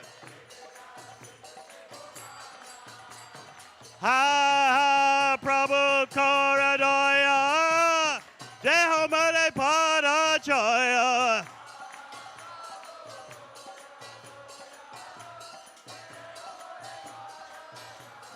Ha Prabhu Koradoya Deho Mare Padachaya.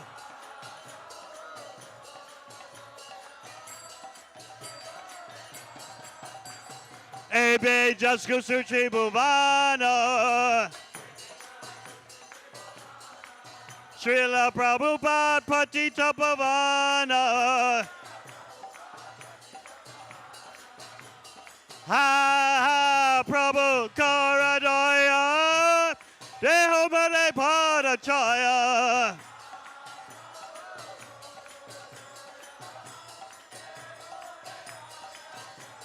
Ebe Jasku Suchi Bhuvana. Srila Prabhupada Patita Pavana. Jaya Prabhupada, Prabhupada, Prabhupada, Srila Prabhupada.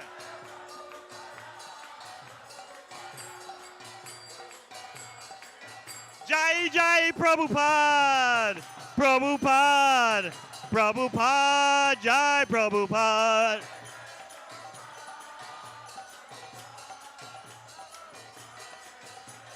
Jai oh, Prabhupada, Prabhupada, Prabhupada, Srila Prabhupada.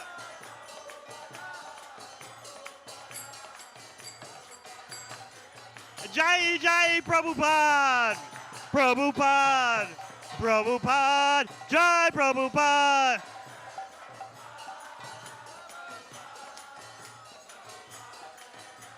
Jai Prabhupada, Jai Prabhupada, Prabhupada, Srila Prabhupada.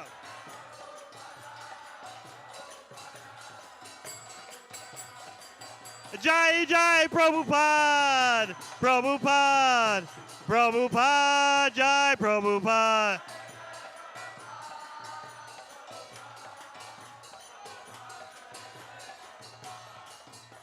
Nama Om Vishnu Padaya Krishna Prasthaya Bhutale Srimate Bhakti Vedanta Swaminiti Namine.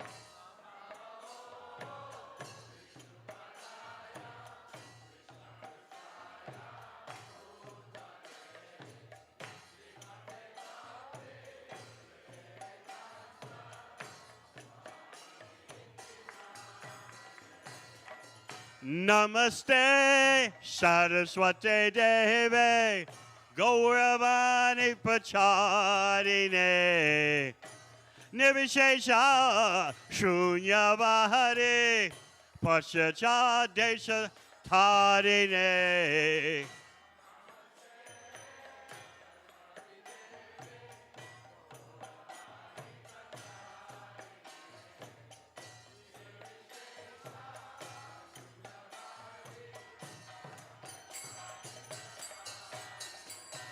Shri Krishna Chaitanya Prabhu Nityananda Sri Advaita Gadadhara Sivasari Gaura Bhakta Brinda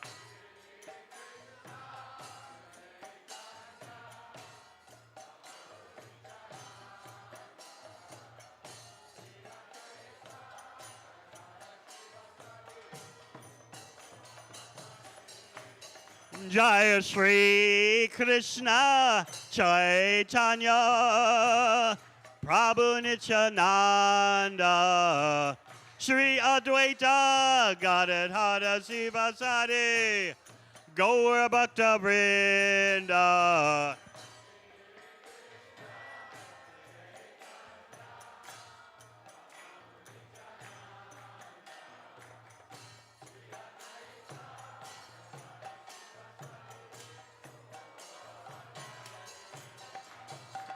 Shri Krishna Chaitanya Prabhu Nityananda Shri Advaita Gadadhara Sivasadi Gaura Bhakta Vrinda.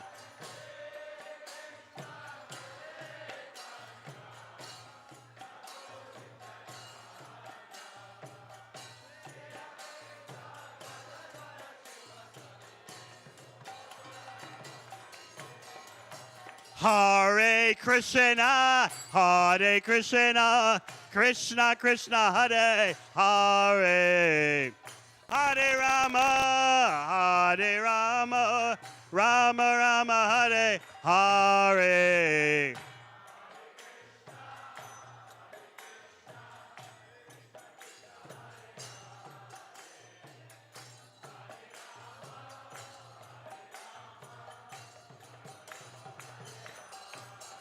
Hare Krishna, Hare Krishna, Krishna Krishna, Hare Hare.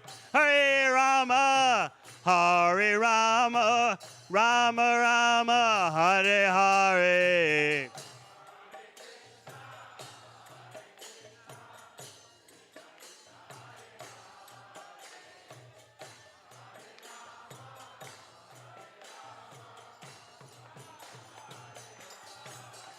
Hare Krishna, Hare Krishna, Krishna Krishna, Hare Hare. Hare Rama, Hare Rama, Rama Rama, Hare Hare.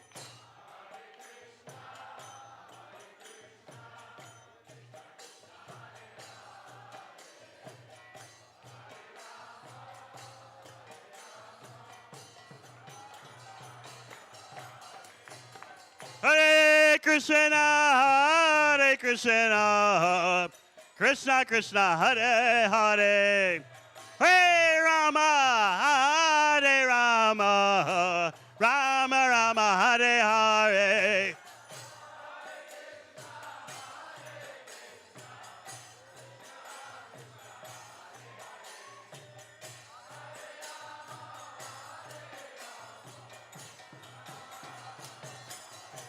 Hare Krishna, Hare Krishna, Krishna Krishna, Hare Hare.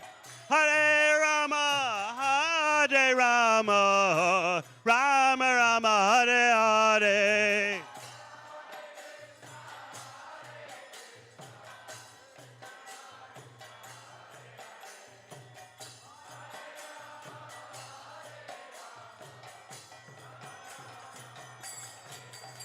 Hare Krishna, Hare Krishna, Krishna, Krishna Krishna, Hare Hare. Hare Rama, Hare Rama, Rama Rama, Hare Hare.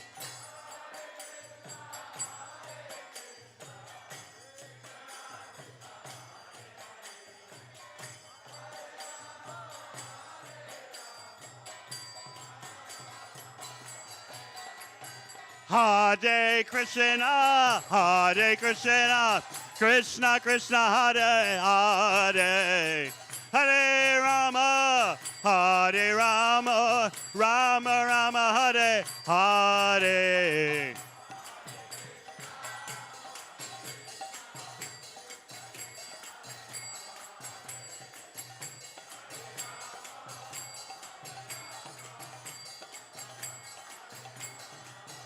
Hare Krishna, Hare Krishna, Krishna Krishna, Hare Hare.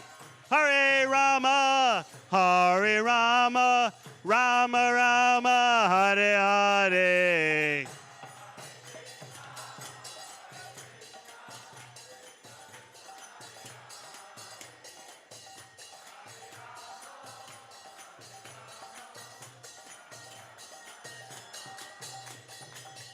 Hare Krishna, Krishna Krishna, Hare Hare, Hare Rama, Rama Rama, Hare Hare.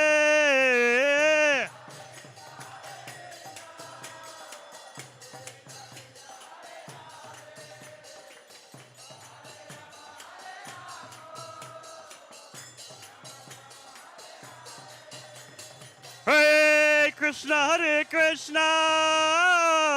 Krishna Krishna, Hare Hare, Hare Rama, Rama Rama, Hare Hare.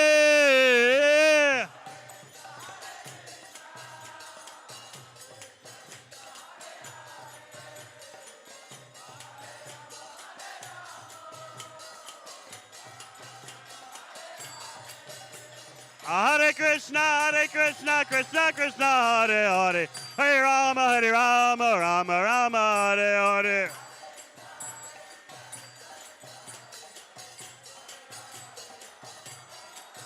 Hare Krishna, Krishna Krishna, Hare Hare, Hare Rama, Rama Rama, Hare Hare.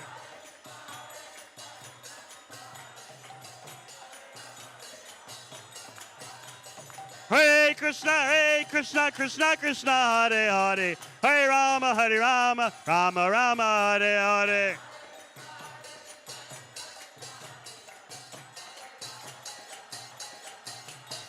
Hare Krishna, Krishna Krishna, Hare Hare, Hare Rama, Rama Rama, Hare Hare.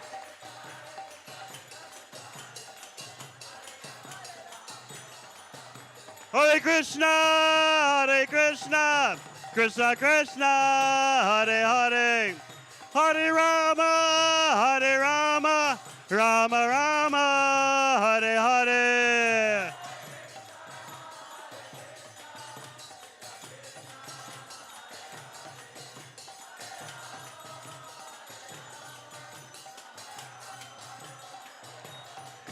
Hare Krishna, Krishna Krishna, Hare Hare, Hare Rama, Rama Rama, Hare Hare.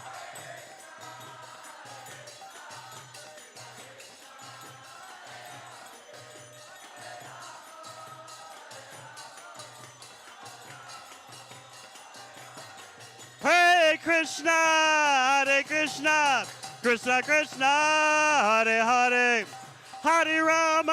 Hare Rama, Rama Rama, Hare Hare.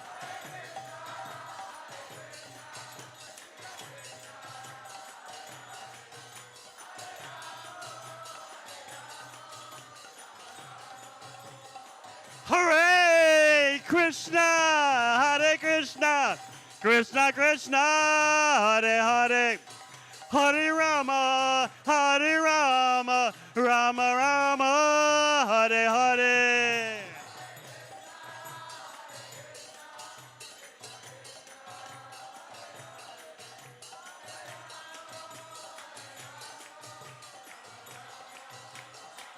Jai Jai Prabhupada, Prabhupada, Prabhupada, Jai Prabhupada.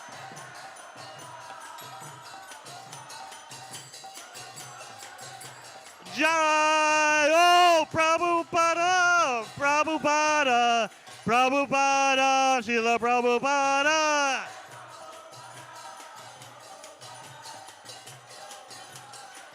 Jai Jai Prabhupada, Prabhupada, Prabhupada, Jai Prabhupada.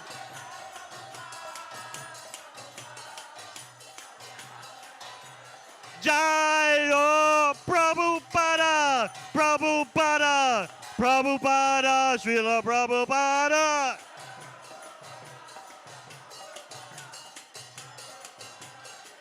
Jai Jai Prabhupada, Prabhupada, Prabhupada, Jai Prabhupada.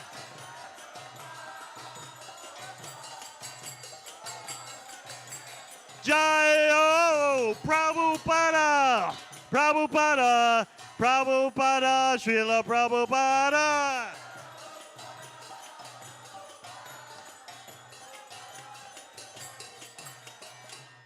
Go Premanande! Srila Prabhupada ki! Srila Prabhupada ki! Srila Prabhupada ki! Jai Om Vishabham Zabhadaraj Kataya Sto Tejata Sisi Mat A.C. Bhakti Vedanta Swami Maharaj Srila Prabhupada ki! Jai Om Vishabham Zabhadaraj Kataya Sto Tejata Sisi Mat Bhakti Siddhanta Saraswati Thakur Prabhupada ki! Ananta Koti Vaishnavrinda ki! ISKCON founder Acharya Srila Prabhupada ki! Nam Acharya Srila Haridas Thakur ki! Prem se kaho Shri Krishna Chaitanya Prabhu Nityananda Shri Advaita Gadadhar Sivasadi Gaura Bhaktivinoda ki! Shri Shri Radha Krishna Gopa Gopinath Sham Kun Radha Kun Giri Govardhan ki! Brindavan Dham ki! Navadip Dham ki! Ganga Mai ki! Yamuna Mai ki! Tulasi Devi ki! Bhakti Devi ki! Samaveda Bhakta Vrinda ki! Gaur Premanande! All glories to assembled devotees. All glories to assembled devotees. All glories to assembled devotees. All glories to Sisi Guru Gauranga.